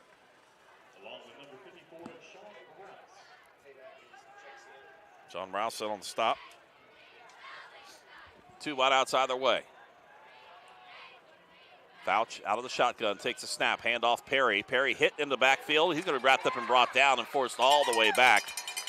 Never goes down, but he is wrapped up and brought down. On the stop for Cabell Midland. Nice job defensively coming in for Gage Ruley. And that's going to go down for a loss on the play of about a yard. 3rd down and 8. Coming up after the 1-yard loss. They've used Perry a couple times trying to switch things up, but I think they've caught on to this Spring Valley game plan. They've done a nice job on containing their running backs on this drive. Perry single setback, 2 wideouts, actually 3 wideouts to the right, single wideout near side, short side of the field for Fouch. Takes a snap, rolls to his right, feels the pressure, gets rid of the football, goes incomplete, intended for Abercrombie. A little pass behind him. Not sure he would have lost yardage if he would have caught it. Brings up 4th down and 8. Yeah, he had to hurry up and get rid of the ball, and Abercrombie had to come back to it. It just there really wasn't much there for him. Branch goes back deep for the Knights. And Mosser will come on to punt things away. Spring Valley with not enough players on the field. Coming in last minute, Jason Townsend for the Timberwolves. Cotton Caldwell is the long snapper. Branch stands back at his own 25-yard line. Mosser at his 30, gets it, pressure, gets rid of the football. Nice punt. Probably one of the best ones we've had tonight. Yeah. Branch fields it at the 21-yard line on the fair catch.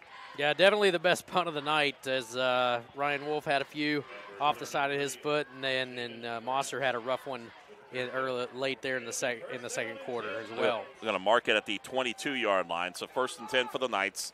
They'll be going from left to right, ball middle of the field.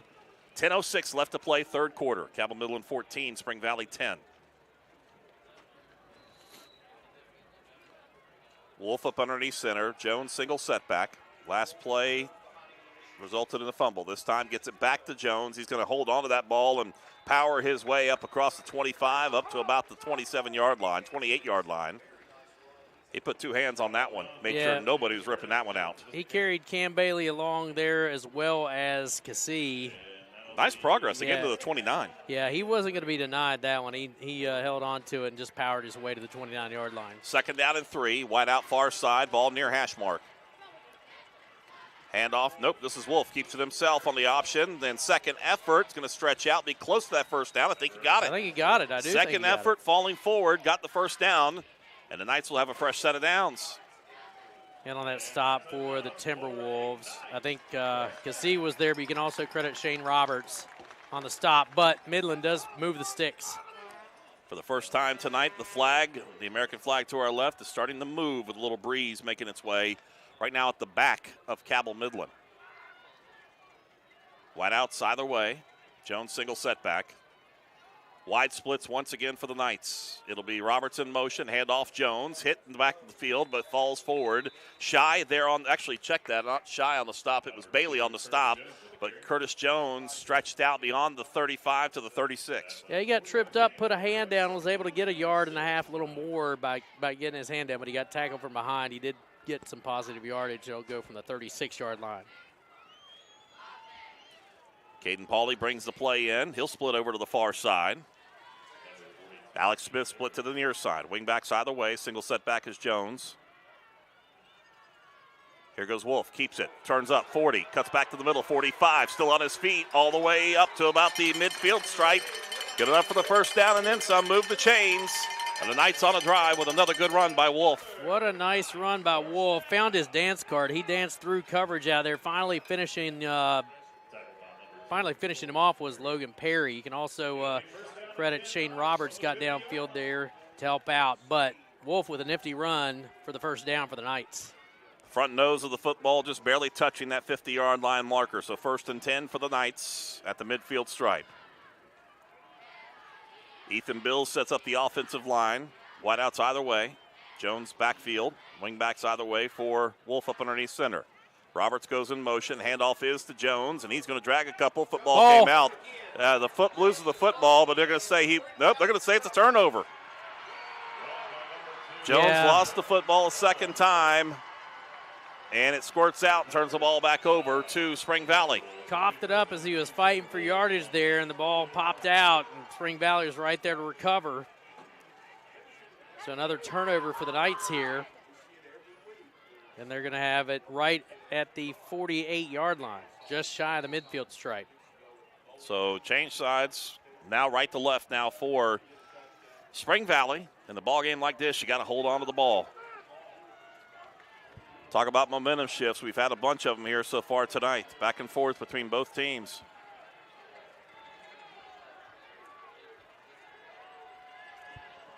All right, two wideouts near side, short side of the field. Single setback. Offset to the left of Fouch. Fouch looking to step up. Now under pressure. Fires back towards the near side. Has a receiver. Makes the grab at the 25. Turns off field to the 20 to the 15. As the ball pops out as he hits the turf on the reception. It is Adkins on the longest pass and catch of the night. And it's down inside the 15-yard line to the 14. 1st and 10 for Spring Valley. Zachy Roberts was the Knight who was covering him initially, and he just came back to the ball, made a great catch, had a nice look at it. The quarterback Fouch looked downfield, found his open man, and he had a few steps on Zachy Roberts. Credit the offensive line for Spring Valley. He kept him a nice pocket in there for a while to look to check off to that third receiver. All right, Shy in the backfield this time as a big fullback. Lines up behind Fouch, who goes up underneath center. Fouch will send a man in motion near side, handoff Shy, right side, side steps and cuts back near side, and as he does, he's going to be wrapped up and brought down. Sean Rouse in on the stop for Cabell Midland. Bounced off a few people. Not going to be much of a gain there for Shy. Gets to the, 12-yard line? Yeah, they're going to give him a pickup of 2 yards. Brings up 2nd down and 8. 6:53 rolling clock. Left to play third quarter. Spring Valley inside the red zone once again here tonight. And they go to that big man formation with Shy in the backfield. Line up tight. Overloading that right side of the line. Now send the man in motion near side. Handoff is to Abercrombie on the jet sweep. Turns upfield to the 10. Forced out of bounds on the near side. He steps out of bounds at the 7-yard line. Pushing him out of bounds was Zachy Roberts, but picks up down to the 8-yard line, it looks like. 3rd and 3 coming up. They forced him out, ball near hash mark. Fouch is going to get probably get the most steps here tonight because each time he runs back to the far sideline to get the play. Ball near hash mark at the 7. 6.5 minutes left to play, 3rd quarter. Abercrombie lines up with the wing back on the far side. Booth on the near side. Single set back is Shy. Fouch up underneath center. We'll send Abercrombie in motion. Handoff is to Shy up the middle. He loses the football. It's on the turf, and Midland has recovers it. Midland has the football. Fumble as fumbles back and forth, and now the Knights come up with one. Unreal. 4 fumbles in this 3rd quarter. Yeah. We're not even halfway through the 3rd quarter yet. There's been 4 fumbles. All right, Cabell Midland will take over 1st and 10 from the 6-yard line. Deep in their own territory, 94 yards away from pay dirt. With 6:23 left to play, 3rd quarter.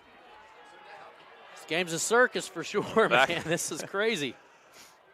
Wideouts either way. Jones up underneath center. Jones carries the football, holds on to it, gets across the 10, works his way up to about the 11-yard line. Actually going to mark him back at the 10. Had a full head of steam there. Cody Shy in on the stop for the Timberwolves. 2nd down and 6 after the 4-yard pickup. 6:08 left to play, rolling clock. Pauly brings the play call in. He'll split over to the far side. Smith towards the near side. Wingbacks either way. There goes Roberts in motion. Quick pitch is to him. Roberts going to be tipped up, hitting the backfield. Abercrombie coming in and forcing him down. The officials just let the play roll as Abercrombie was there. A yard loss on the play. Yeah, Abercrombie stayed right with it, was able to get to Roberts in a hurry. They're going to put it at the 9-yard line, 8.5-yard lines where the ball rests. So a loss of 1. 3rd down and 8 coming up now for the Knights. And as bad as the punting unit has been here tonight, you want to try to get this 1st down going. There goes Jones up the middle. Actually, Wolf keeps it, and then he trips over Jones' foot. And then he goes down, and that's another loss on the play. Nope, they're going to say he got back to the line of scrimmage, and that's it. So 4th down, and now you're going to have Wolf punting back from his end zone. If any time you needed a heck of a punt, this is the one you need. This is the one you need right here, and he's not had a good night thus far. Abercrombie, the deep man. And he's a threat. You got to cover him. So Wolf about 2 yards deep in the end zone. Another cut the long snapper. Low snap, but pulled up. Gets rid of the football. Line driver is going to take a roll across the 40, 45, and gets out from the back. So it's going to roll all the way up to about the 49-yard line. So wasn't pretty, but it was effective. Looked like a bullet coming off his foot. And so they almost got to Wolf. Actually, I was happy to see him get that punt away, honestly. But, yeah, like you said, it wasn't pretty, but they put it out to midfield. Yeah, they're going to say the 48-yard line. Ball near hash mark inside Midland territory. So we've had 4 fumbles so far in the first 8.5 minutes of this game, of this 3rd quarter. So somebody's got to hold on to the ball. It's been a circus for sure. They've been trading turnovers. So they got 2 each. All right, Spring Valley gets the football back. They'll have it 1st and 10 from the Midland 48-yard line. Ball near hash mark. Shy in as a wing back over on the far side. 2 wideouts near side. They'll send Abercrombie in motion. Hand off to him on the jet sweep. Abercrombie working the outside. Turning upfield. Gets across the 45, and he's wrapped up and brought down in bounds at the 42-yard line. Had some 41-yard line. Had some room to run around that right side. A nice pickup for Abercrombie. Followed his blockers around, picks up about 7 yards. 2nd and 3 from the 41. Ball far side of the field in front of the Spring Valley bench as they go from right to left. Spring Valley faithful filling out the bleachers over on the far side. Same thing on the near side for Cabell Midland. 2 wideouts right. Out of the pistol. Booth gets the handoff up the middle. Right side, 1st down. Move the chains to the 35. He carries a couple of defenders with him. Yeah, just a power run for Booth there. He found that right side hole and gets down to the 35-yard line. That's going to move the chains for the Timberwolves. Nida in on the stop for Cabell Midland. 1st and 10 for Spring Valley. 3:30 left to play, third quarter. And a crazy third quarter we had with 4 turnovers. 14-10, ball far hash mark. 2 wideouts right, single wideout left. Matter of fact, an offset eye. Line up to Fouch, and coming towards the near side is Abercrombie, turning the wide side of the field to the 30. He's going to break a tackle and can't get through the second one as he gets across the 30 and down close to the first down marker at the 25-yard line. Zachy Roberts, and also for Cabell Midland on that stop, Sean Rouse, Trace Adkins. But not before they were able to get to the 25 and move the 6 yet again. 1st and 10 now for Spring Valley. The ball at the 25-yard line near hash mark. 3-minute mark here in the third quarter. 14-10 the score. Midland on top. Spring Valley taking their time in the huddle, breaking it with 17. Wideout split to the far side is Lewis. Also over there is Abercrombie. Shy lined up as a wingback on the far side. Ball near hash mark. Fouch out of the shotgun. Abercrombie in motion. It is Fouch keeping it himself with Booth as he gets back to the line of scrimmage, and that's about it. No gain on the play.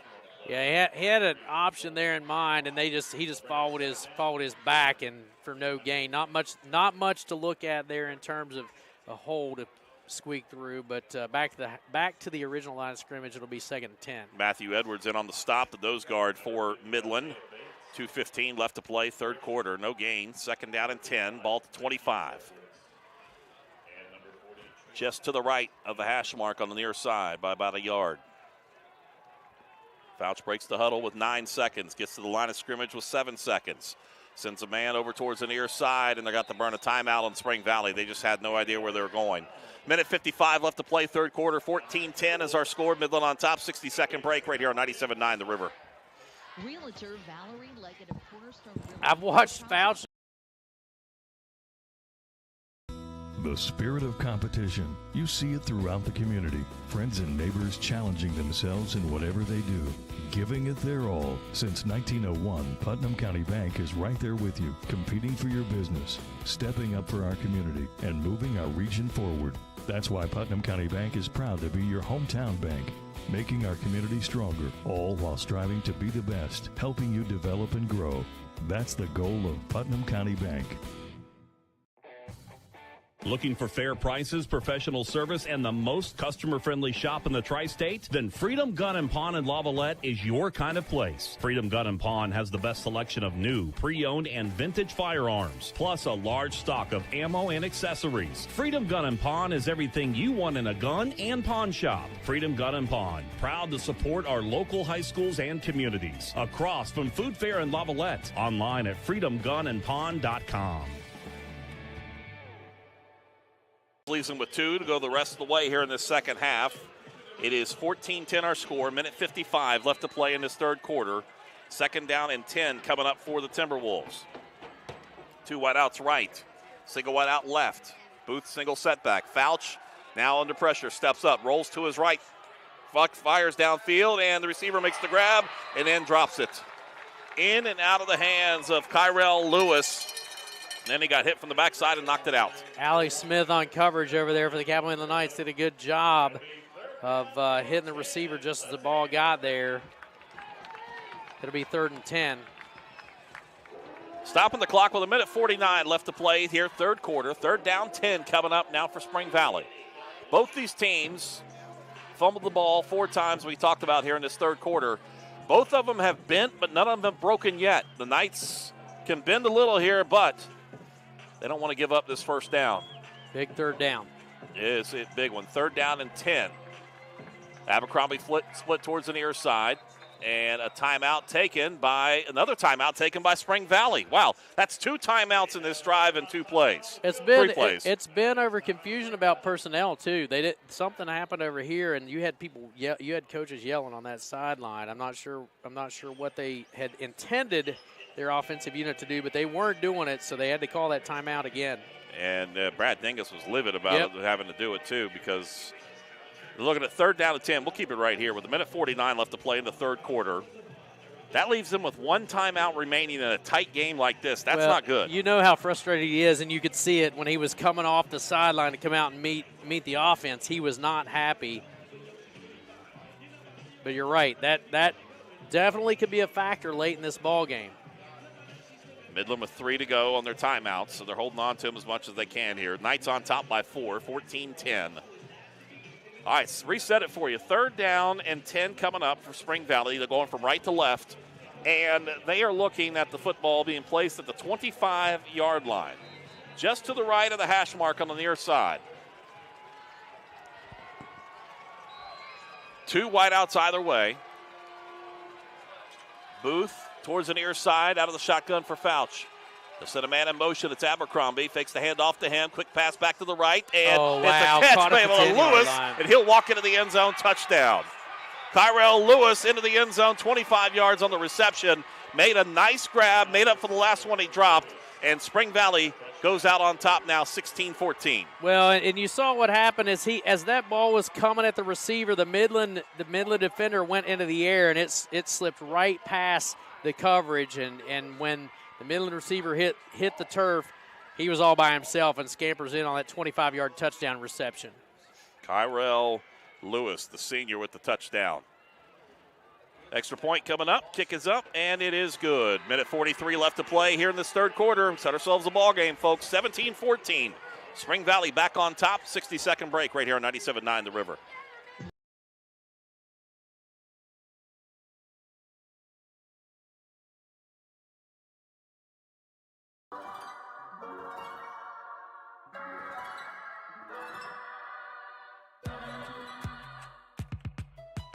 Ranked one of the best mobile banking apps in the country. True story. Welcome to Huntington. Hi, I'm Zachary Lawton. I'm from Charleston, West Virginia. When I'm back home in Charleston, you can find me in my local Par-Mar store. We had that golden boot pride at Par-Mar. There are literally hundreds of Par-Mar stores in West Virginia, Kentucky, Ohio, and Pennsylvania, and even more on the way. Download the Par-Mar app to save even more. And whether it's food, gas, groceries, or whatever, we have you covered at Par-Mar. West Virginia proud, West Virginia strong, and ready to serve you. If there's not a Par-Mar store near you now, there will be soon.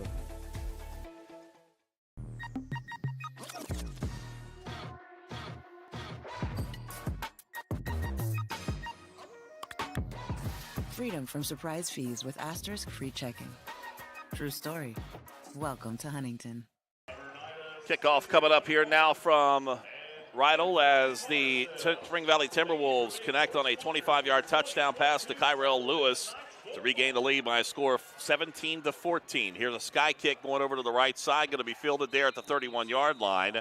And it was caught over there on that right side by the Knights. And on the reception that time, Zach Ramey making the grab. So 1st and 10 for Cabell Midland, 31-yard line. They'll be going from left to right. And they have a minute 42 left to play in this 3rd quarter. They trail by 3.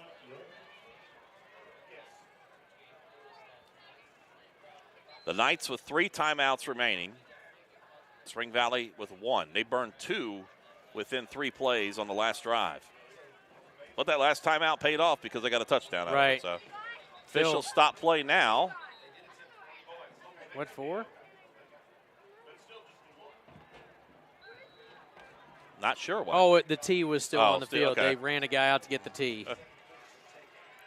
All right, here's the handoff to Jones. Jones stutter steps, cuts back towards the near side, gets across the 35, and works his way up to about the 36.5-yard line. Pick up a 5 on the play. Booth on the stop. Cody Shy was in on that stop as well.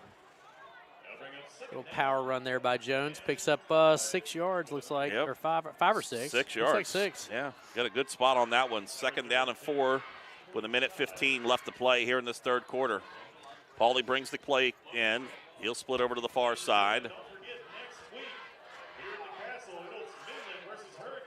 Wideouts either way. Wingbacks either way, too. Here goes a quick pitch coming towards the near side. Here goes Branch, and he's going to be stood up by Shy at the 38-yard line. Gain of about a yard on the play. That's it, but a big 3rd down coming up for the Knights. Yeah, Shy did a nice job just kind of staying with his man and was able to shoot that gap and not allow him to get the 1st down. It's going to be 3rd and a short situation, 3rd and a long 2, it looks like. But we're headed towards the end of the quarter, 40 seconds. Yeah, but they do have to get a play off here. Game clock's at 35, play clock's at 21. So they split out, receiver to the far side. Matter of fact, either way, single setback is Jones. Wolf up underneath center. Takes a snap, handoff. Nope, Wolf keeps it himself. Turns upfield, gets across the 40. Close. And then he gets knocked down. Let's see if he got the first down. I think he did. He just got beyond the 41-yard line. It's good enough for the first down. Shy and Kyrell Lewis on the stop there for the T-Wolves. I'll say another one of those plays that wasn't pretty but was effective. Got the first down. Yep. Looked like he took a pretty hard hit there as they took him down to the turf, too, but he popped right back up. It's going to be 10 ticks left to the end of the third. Yeah, they're going to let this one roll down. We'll change sides of the field. It'll be a short walk to the 50-yard line to our right. We were 14-10 at the half. We had 4 fumbles to start things off in this third quarter. We had a touchdown pass from Spring Valley to Kyrell Lewis for 25 yards, and we're 17-14 going to the fourth quarter. We got a good one, folks. Stick around. 60-second break right here on 97.9 The River. Summer Nida of Century 21 says, go Knights. Hey Google, can you order me a McDonald's Happy Meal, please? A Happy Meal is a form of kids' meal sold at the fast food restaurant chain McDonald's since June 1979. I already know that. You know so much. I admire that. Hey Google, I'm waiting for my Happy Meal. Happy Meal? I'm not sure. I like a girl toy in my Happy Meal, chicken McNuggets, Go-Gurt, and an apple juice. Sorry, I don't know how to help with that yet. Mom, hey, Google's not working. According to Wikipedia, the Happy Meal contains a main item, a side item, and a drink. Hey Google, I'll just get something from my mom instead.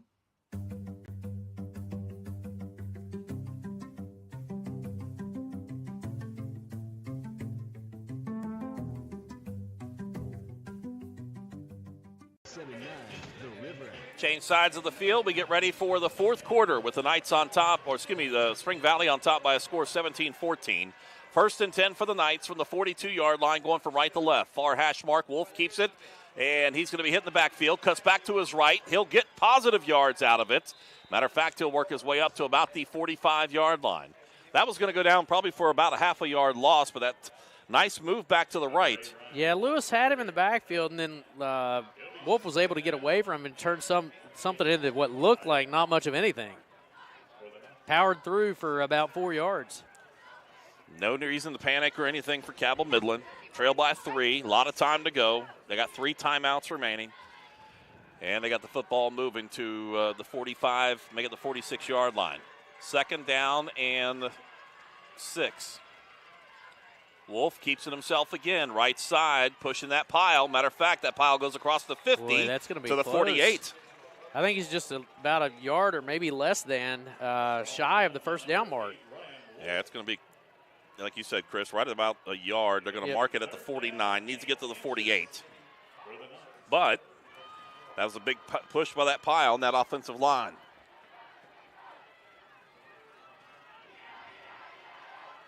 Like you said, they're kind of content to. They're not getting any hurry as Paulie brings the play over the sideline. They're not getting any hurry. They're certainly not in any hurry up style here, and not really eating clock away. Just kind of taking their time and getting things set up. Third down and 1. Wolf looks up at the clock in front of him, looks at the play clock to his left, takes a snap, keeps it himself, turns up, got it, gets enough for the first down, keeps the drive moving, stops the clock with 10:25 left to play in regulation. First and 10 coming up for the Knights. Jordan Phillips on the stop there for the Timberwolves. But the sticks will move, keeping this drive alive. Ryan Wolf kind of taking it on his shoulders for this series. Nose of the football, kissing the 48-yard line, far hash mark, going from right to left.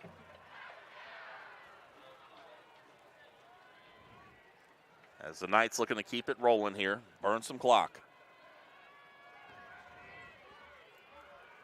Go back to the old Thornburg type offense, 3 yards in a cloud of dust. Yes, sir. All right, here's a snap. Here's coming back towards the near side. Wingback is going to be Branch, and he's going to be wrapped up and brought down. He got about a half a yard pickup on the play, and that's about it. Yeah, Shy in there on the hit, making the stop for the Timberwolves. Jaden Branch, the 5'9", 155-pound junior, got about a half a yard, and that's it. Clock continues to roll, 9:40 left to play. Ball at the 48-yard line. 47-yard line. Yeah, Branch has got quite the weight disadvantage to Cody Shy. Think about Cody Shy. When he hits you, you feel it. You know he's hit you. All right, Wolf keeps it himself. Works right side, turns upfield, breaks the tackle, gets across the 40, and then some to the 35 to the 30. Here goes Wolf, cuts back to the near side of the 20, 15, 10, 5, one man drags him into the end zone. Touchdown, Cabell Midland. 47 yards. Wow. How about that run by Ryan Wolf and carried them into the end zone for the touchdown? They were not going to be denied that touchdown. He got a couple of blocks downfield that were super important, gets inside the 5, and they just willed Ryan Wolf right into the end zone from 47 yards out. Touchdown run number 2 for Ryan Wolf tonight, 20-17 our score, as Olivia Charles comes on to attempt the extra point. Wolf the holder. Kick is up. It is good. 9:09 left to play. The Knights regain the lead, 21-17, 60-second break right here on 97.9 The River. We talked about plays of the night. That one right there. Are you going to pass or press your Dutch? I'm going to press my Dutch. No whammy, no whammy, no whammy. Stop! All right, Wes, your turn. Are you going to pass or press your Dutch? I'm going to press my Dutch. No whammy, no whammy, no whammy. Stop. That's the grand prize. Congratulations, Wes. You've won this brand new Kia Sportage for only $269 a month. My Town Truck and RV of South Point is open for business. They have a huge selection of trucks and RVs with the best financing services out there. Buy with ease at My Town Truck and RV. Taking the next step towards ownership has been simplified. Their finance experts are ready to help you secure a low rate today. Visit their website at mytowntruckandrv.com. Fill out the pre-qualification app with no credit impact. Stop by today. My Town Truck and RV, located at 154 County Road 450 in South Point. 9:09 left to play in regulation. Cabell Midland on top, 21-17, and a big 47-yard touchdown run by Ryan Wolf. And he earned that one to get in the end zone. Olivia Charles' extra point is good. Olivia on to kick it off from right to left. Tees it up in the middle of the field at the 40-yard line, right on the big old X. With the approach, here's the kick. Sky kick coming back towards the near side. Fair catch will be called for at the 29-yard line on the near side. And making that grab for Spring Valley, it's Ethan Knoll. Nice reverse kick that time. She was angled towards the right. She's done that a couple of times this season when she kicks back across her body. But going back to that, the bread and butter that we know Olivia is famous for, hitting that little pop-up to about the 30-yard line. But she did kick back across her body. Nifty little kick there for Olivia. Chris, we talk about momentum in this game here tonight. It's been back and forth. Now, obviously, Midland with that big run. Now you hope that transitions into your defense. Yeah, I think so. I think you see him come up big here for sure. The juice is definitely with the Knights right now. All right, play clock. Personnel problems again. Start, and they had to bring in the backfield. Fouch takes a snap. Hands off now to Abercrombie on the jet sweep. He's going to be forced in the backfield. He'll be wrapped up and brought down. Huge stop in that backfield coming up for Cabell Midland. Shucked off the blocker and then got to the running back to make the tackle. Getting into that backfield for a big loss. Cabell Midland did a great job. Nick Giampolo actually hit. He had a blocker coming at him. He shucked him off and then ended up and take the running back down for the big loss. It's going to be a 6-yard loss. Big stop. Cannon Lewis will check into the lineup now for the Knights. Yeah, they're feeling it right now a little bit, I think. Second down, 16 coming up. 8:25 left to play in regulation. 2 to the left, single to the right. Here goes Fouch, keeps it himself left side, turns upfield, gets back to the line of scrimmage, and got about 2 more yards beyond that before he's wrapped up and brought down. Pickup of 8 yards on the play. Another third down coming up for the Knights. This is going to be one of those telltale third downs as well. I mean, they've got them in there, still have them in their own territory, but this is a big third down and a big Midland stop here. This is a definite complete momentum shift if Midland comes up on this third down stop right here. Knights faithful on the near side, getting amped up. Those illegal cowbells are out. Well, the illegal confetti cannons have been out too, for sure. 2 wideouts on the left, short side of the field. Fouch out of the shotgun, takes a snap. Here's the pressure coming up, steps up, fires back to the right side, and it goes incomplete, no receiver. Matter of fact, Abercrombie, the intended receiver, was further upfield about 4 yards. And 4th down and 8 coming up, and on comes the punting unit. That's a big series for this Cabell Midland defense, and like you said, you hope that transfers over to your defensive side after the big touchdown run, and it definitely did. And like I said, you get this stop here, you get the ball back, and you do a little something with it, put some more points on the board. That is a definite momentum shift for this Cabell Midland team. Landon Mosser on the punt of the way, and again, personnel issues. They had to rush somebody in last second for Spring Valley. Mosser stands at his own 17-yard line. Branch back deep. Low snap, kick is off, almost blocked. And Branch is going to get it on the run. Near side of the 40. Turns upfield to the 45 to the 50. Gets a block as he gets knocked out of bounds on the near sideline at the 46-yard line. Great field position now for Cabell Midland as they will start off inside Spring Valley territory. Braden Booth was the Timberwolf who took Branch out of bounds, but a nice return puts them at the 47 of the Timberwolves. Great field position to start this drive. Good pressure by the Knights on that punt. Forced Mosser to get rid of the football quicker, and it was a line drive that got Branch on that run. Looked like they're going to block it, too, yeah. Honestly. They got it, like you said, great pressure. They got in quick. 1st and 10 from the 48-yard line. The Knights going from right to left. Single setback is Jones. Wolf up underneath center. Send a man in motion towards the near side. Handoff Jones, hitting the backfield, continues to push forward. Wrapped up and brought down there. Leading the way on the stop was Cam Bailey for the Timberwolves. Shy comes off that pile as well. They did a nice job covering Jones that time. He did get back to the original line of scrimmage, so no gain on the play. 2nd 10. 7-minute mark here in this 4th quarter. 21-17 our score. Cabell Midland on top as you listen to Midland football on WMGA Canova Huntington. Jason Toy, Chris Tatum, Lowell Austin here with you, bringing it to you here tonight on a big matchup. Matter of fact, game of the week in West Virginia Class AAA, and it has not disappointed. 21-17 the score. Wideouts either way. Jones single setback. Here goes Wolf. He'll hand it off to Jones right side. He'll power football his way across the 45 and down to about the 43-yard line. Pick up of a couple of yards. Keeps it rolling. Matter of fact, looking at 3rd down and about 6 headed your way. And we roll down to the 6:20 mark. The Knights still with 3 timeouts. Don't need to burn it. They want to hold. Let them just sit. They're gonna let this clock roll a little bit. Not getting too much of a hurry at all. Spring Valley with 1. They burned a bunch. Yeah. Burned 2 of them early in that 3rd quarter. I think they're gonna feel that a little later. Play coming in this time for Cabell Midland on that will be Caden Bowen that brings it in. He'll split out towards the near side. Alex Smith far side. Ball middle of the field at the 43-yard line. There goes Wolf. Hands it off. Jones, right side. Jones breaks Big it free. hole. Gets across the 35 and down to the 34. Jones on the power run there. He actually ended up getting tripped up by number 57, Connor McCann, but he found the big hole. He'll move the sticks for the Knights. 1st and 10 for Cabell Midland. Keeps the clock rolling with 5.5 minutes left to play in regulation. 21-17 the score. Cabell Midland on top, looking to add to their lead. Midland's got to like seeing that official rolling that arm, keeping that clock going.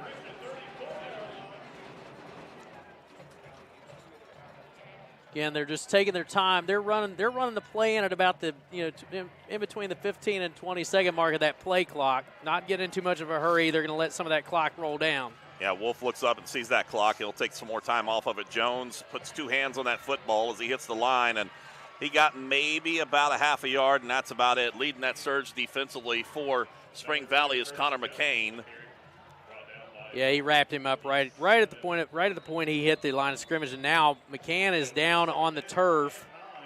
He is sitting at the right on the 35-yard line. They're going to take a medical timeout here. Looks he like is cramping up as they stretch out that leg. We'll take a 30-second break with the Knights on top, 21-17 here on 97.9 The River.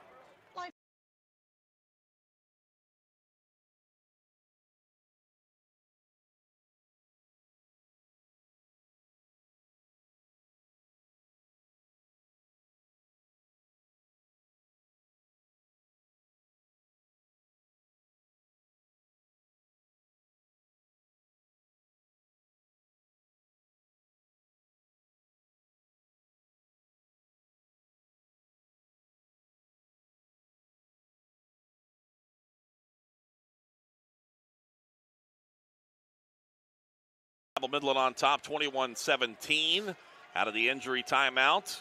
Player goes off on the far side after getting stretched out. The Knights will break their huddle on the near side. Ball middle of the field, 33-yard line is where it's placed. Zachy Roberts out there, lines up at the wing back on the near side. Jones in the backfield. They're going to let some clock roll. Matter of fact, play clock's only at 22, so Wolf looks up, and he's going to let a little bit more time roll before he makes the call. It'll be Wolf, keeps it himself on the pullback, turns upfield, breaks a tackle at the line of scrimmage, and then falls forward to about the 30-yard line. Followed a blocker around that right side. Wolf turns in positive yardage down to the 30. It'll bring up third down. And the big thing, too, Chris, he stayed between the numbers. He was not going to get near that sideline to stop that clock. Yeah, they're going to get more content as more time ticks off, just to take their time, both in the huddle and then, like you said, Wolf's been very aware of that play clock here in the second half. To see, now, if you had your timeouts, your allotment still, you could have burned one here on this third down. Yeah. Now you got to hold on to that one and let them burn the clock down.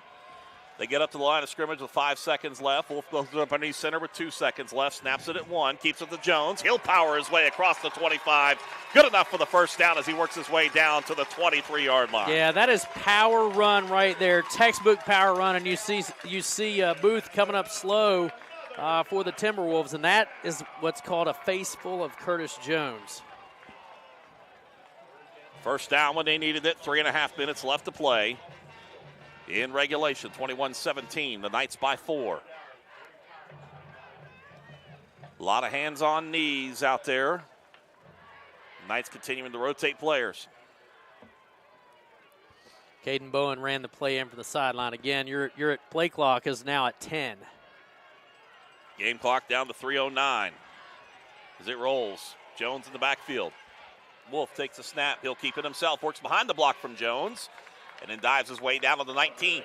Yeah, I think he got tripped up as he came around that right side, found his hole, and got tripped up and fell across the 20, gets to the 19. But again, that clock is going to continue to roll. He did pick up 5 on that carry. Smith running that play in from the sideline. Yeah, and they also actually still running it in on the near side. Oh, yeah, there comes Pauly. Yeah, Pauly's running it in now. Play clock down to 15. Game clock down to 2.5. Now it's just burn the time. And Wolf can look up to just to his left. He sees the game clock and the play clock. And Spring Valley jumps off sides. Oh, my, yep. Played right into what Midland wanted to do there. Yep. And you see a little bit of celebration there on the Midland side of the ball. They'll march that one off. That puts the football just to the left of the 15-yard line. That brings up second down and inches. Second down and about a yard. Well, the play clock just started at 40. Game clock down to 2:13, so you can wait, take your time. Take all the time you want here. Bowen brings the play call in. They'll break the huddle. No need to really rush, but they're up the line of scrimmage. 2 out outside the way. Ball far hash mark. Ball at the 15-yard line, and Wolf now will step back and look at the clock. Looks up to his left, sees the game clock and the play clock right in front of him. Takes a snap, keeps it on the delay, turns upfield. Good enough for the first down. Another first down for the Knights. Yeah, Powell pushed forward. You saw them just follow him in and keep pushing, and he did get it enough for the first down and more. They're inside the 10-yard line. That one might be it right there. They've started the play clock or the game clock once again. The Knights can do a couple of knees here if they want to.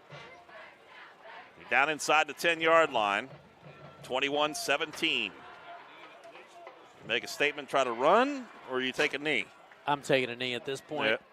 Given the third quarter and what was happening in the third quarter, I'd probably just be content to take the knee at this point and go away with a win. Get away with the victory. Yep. They're going to let the clock roll down. I think what he might do is burn a timeout here. It gets down to 5, 4, 3, 2, and 1. Yeah. And timeout call with 1:02 left to play. So it'll be a timeout burned by Cabell Midland, their first, and now it'll just be a couple of knees to wrap it up. Celebration happening over here on the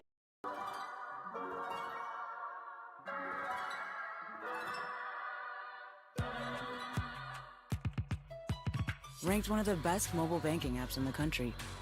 True story. Welcome to Huntington. Food Fair has a new and convenient way for you to save. Introducing Clip and Save digital coupons. Just go to your local Food Fair, sign up for Cart Cash, then set up an online shopping account at foodfairmarkets.com, and you're ready to start clipping. Use your Food Fair app while shopping and clip your item right there in the store. Your savings will be applied as you check out. It's quick, easy, and convenient. Save on all your favorite items with Clip and Save digital coupons. Food Fair, where convenience and quality meet.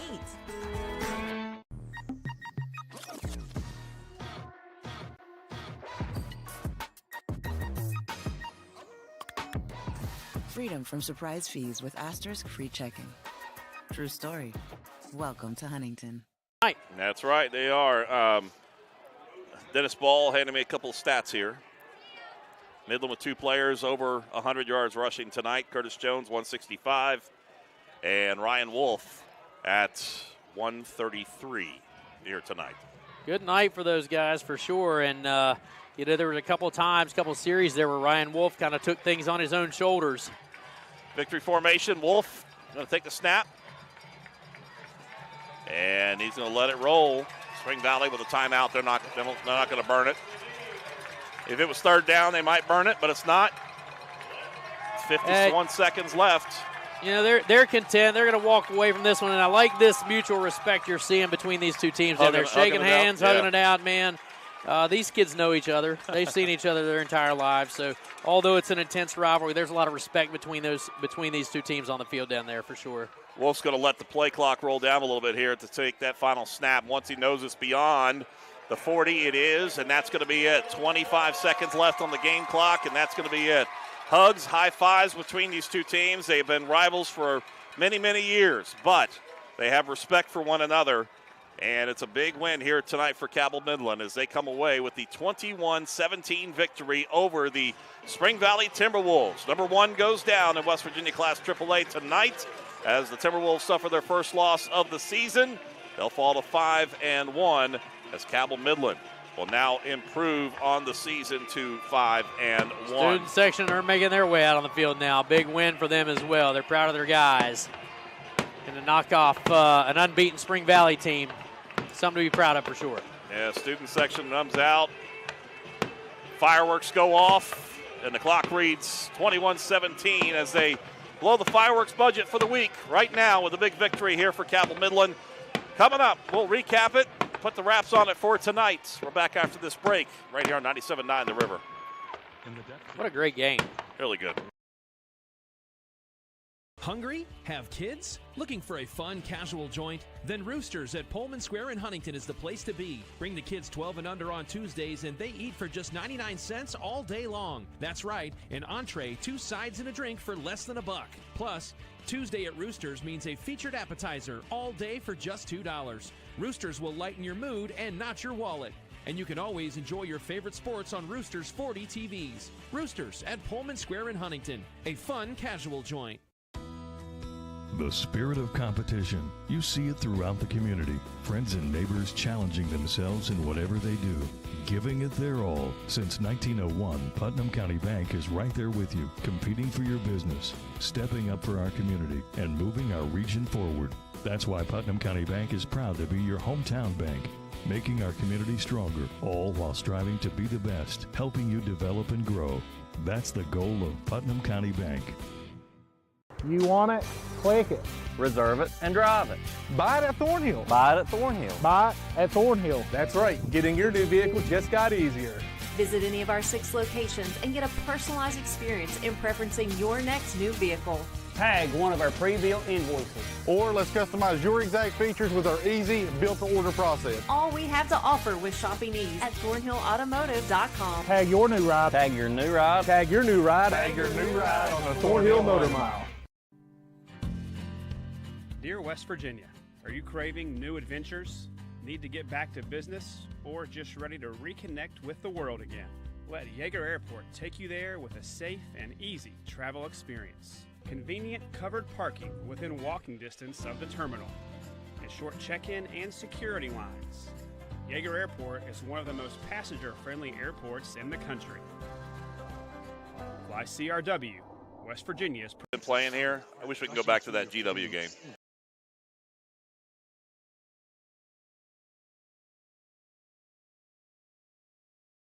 Everything else you always seem to run out of, Par-Mar Stores has it. Need more savings? Download the Par-Mar app and sign up for the Par-Mar Rewards Card. You won't only see our stores in your neighborhoods, you'll see us in your neighborhoods too. We are proud to be in your town and proud to be a part of the community. Come see us at Par-Mar Stores, and remember, if there's not a Par-Mar store near you now, there will be soon.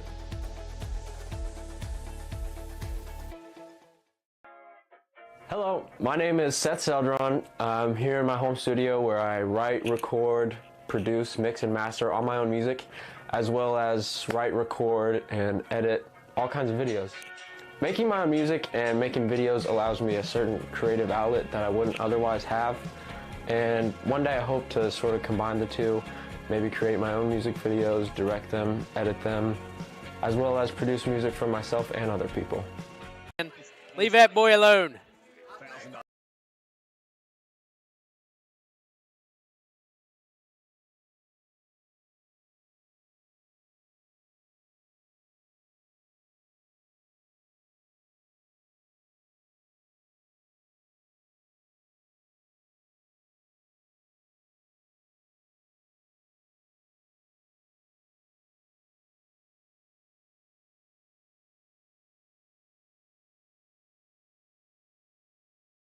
Castle here at Cabell Midland as the #1 Spring Valley Timberwolves suffer their first loss of the season. The Knights picking up their fifth win of the season, go to 5-1, and a big win here tonight. Lots of happy faces out there. Got a chance to catch up with John Grace there for a second, but lots of smiles out there this evening, and certainly a game worthy of big smiles because the Knights come away victorious. Like you said, a 5-0 team rolls in here. And Midland did a nice job just kind of doing their thing tonight. You know, Ryan Wolf took the mantle upon himself a few times, but a good all-around effort. Curtis Jones has a great night. We talked about the secondary this evening. We talked about the defensive effort. An all-around good performance out of this Cabell Midland Knights team. Well, when you look at it scoring-wise tonight for Curtis Jones, for Ryan Wolf, 2 touchdowns, 1 of 3 yards, 1 of 47. Curtis Jones and a big 41-yard touchdown run early on in this ball game. And it was Wolf with 20 carries, 133 yards, and 22 carries tonight for Curtis Jones, 165. A couple of things just to work on. Got to hold on to the football for across the board. A little sloppy on both teams there in that beginning part of that third quarter, but turned out to be a heck of a ball game. Up next, Spring Valley. They will be back home for a couple of games. They'll hope to host the Capital Cougars coming up next week. You can back there at with the Timberwolves. By the way, you can hear that game on our sister station, 92.7 and 98.5, The Planet, coming up next week there. Our next broadcast coming next week will be here at home against Hurricane. A nice big border battle, and it's going to be a border battle on this one. Homecoming night. It's going to be homecoming. It's going to be rivals. I mean, it's going to be everything that you're going to love tonight, or love for football coming your way next Friday night here at the Castle. Again, 6:30 pregame, 7 o'clock kickoff. It'll also be one of our Kindred Digital Marshall Orthopedics High School games of the week, fueled by your neighborhood Par-Mar stores, and we'll have it for you on the digital side too. So, Chris, heck of a game. It was fun. I mean, if you're talking about Friday night high school football, this is exactly what you want to see, and you've already kind of prefaced next week too. It's not going to get any worse down the line. I mean, you've got 2 great games coming up here at the Castle, and they rounded out with Riverside and Senior Night, but holy cow, Hurricane coming in here next week. This place will be electric, I guarantee it. Yeah, we talked about 3 weeks, the tough run. They had this week Spring Valley, next week Hurricane, the week after that against Huntington before they get that bye week before Riverside to wrap it up. So huge win here tonight for Cabell Midland, 21-17, the final score. The scoreboard staying lit up for this one. Normally it goes off, but they're keeping this one lit up here for tonight as the crowd celebrates a big win for the Knights. Big thanks to Lowell Austin back in the studio taking care of us. For my partner Chris Tatum, I'm Jason Toy saying once again our final score, Cabell Midland 21, Spring Valley 17. Have a great night, everybody.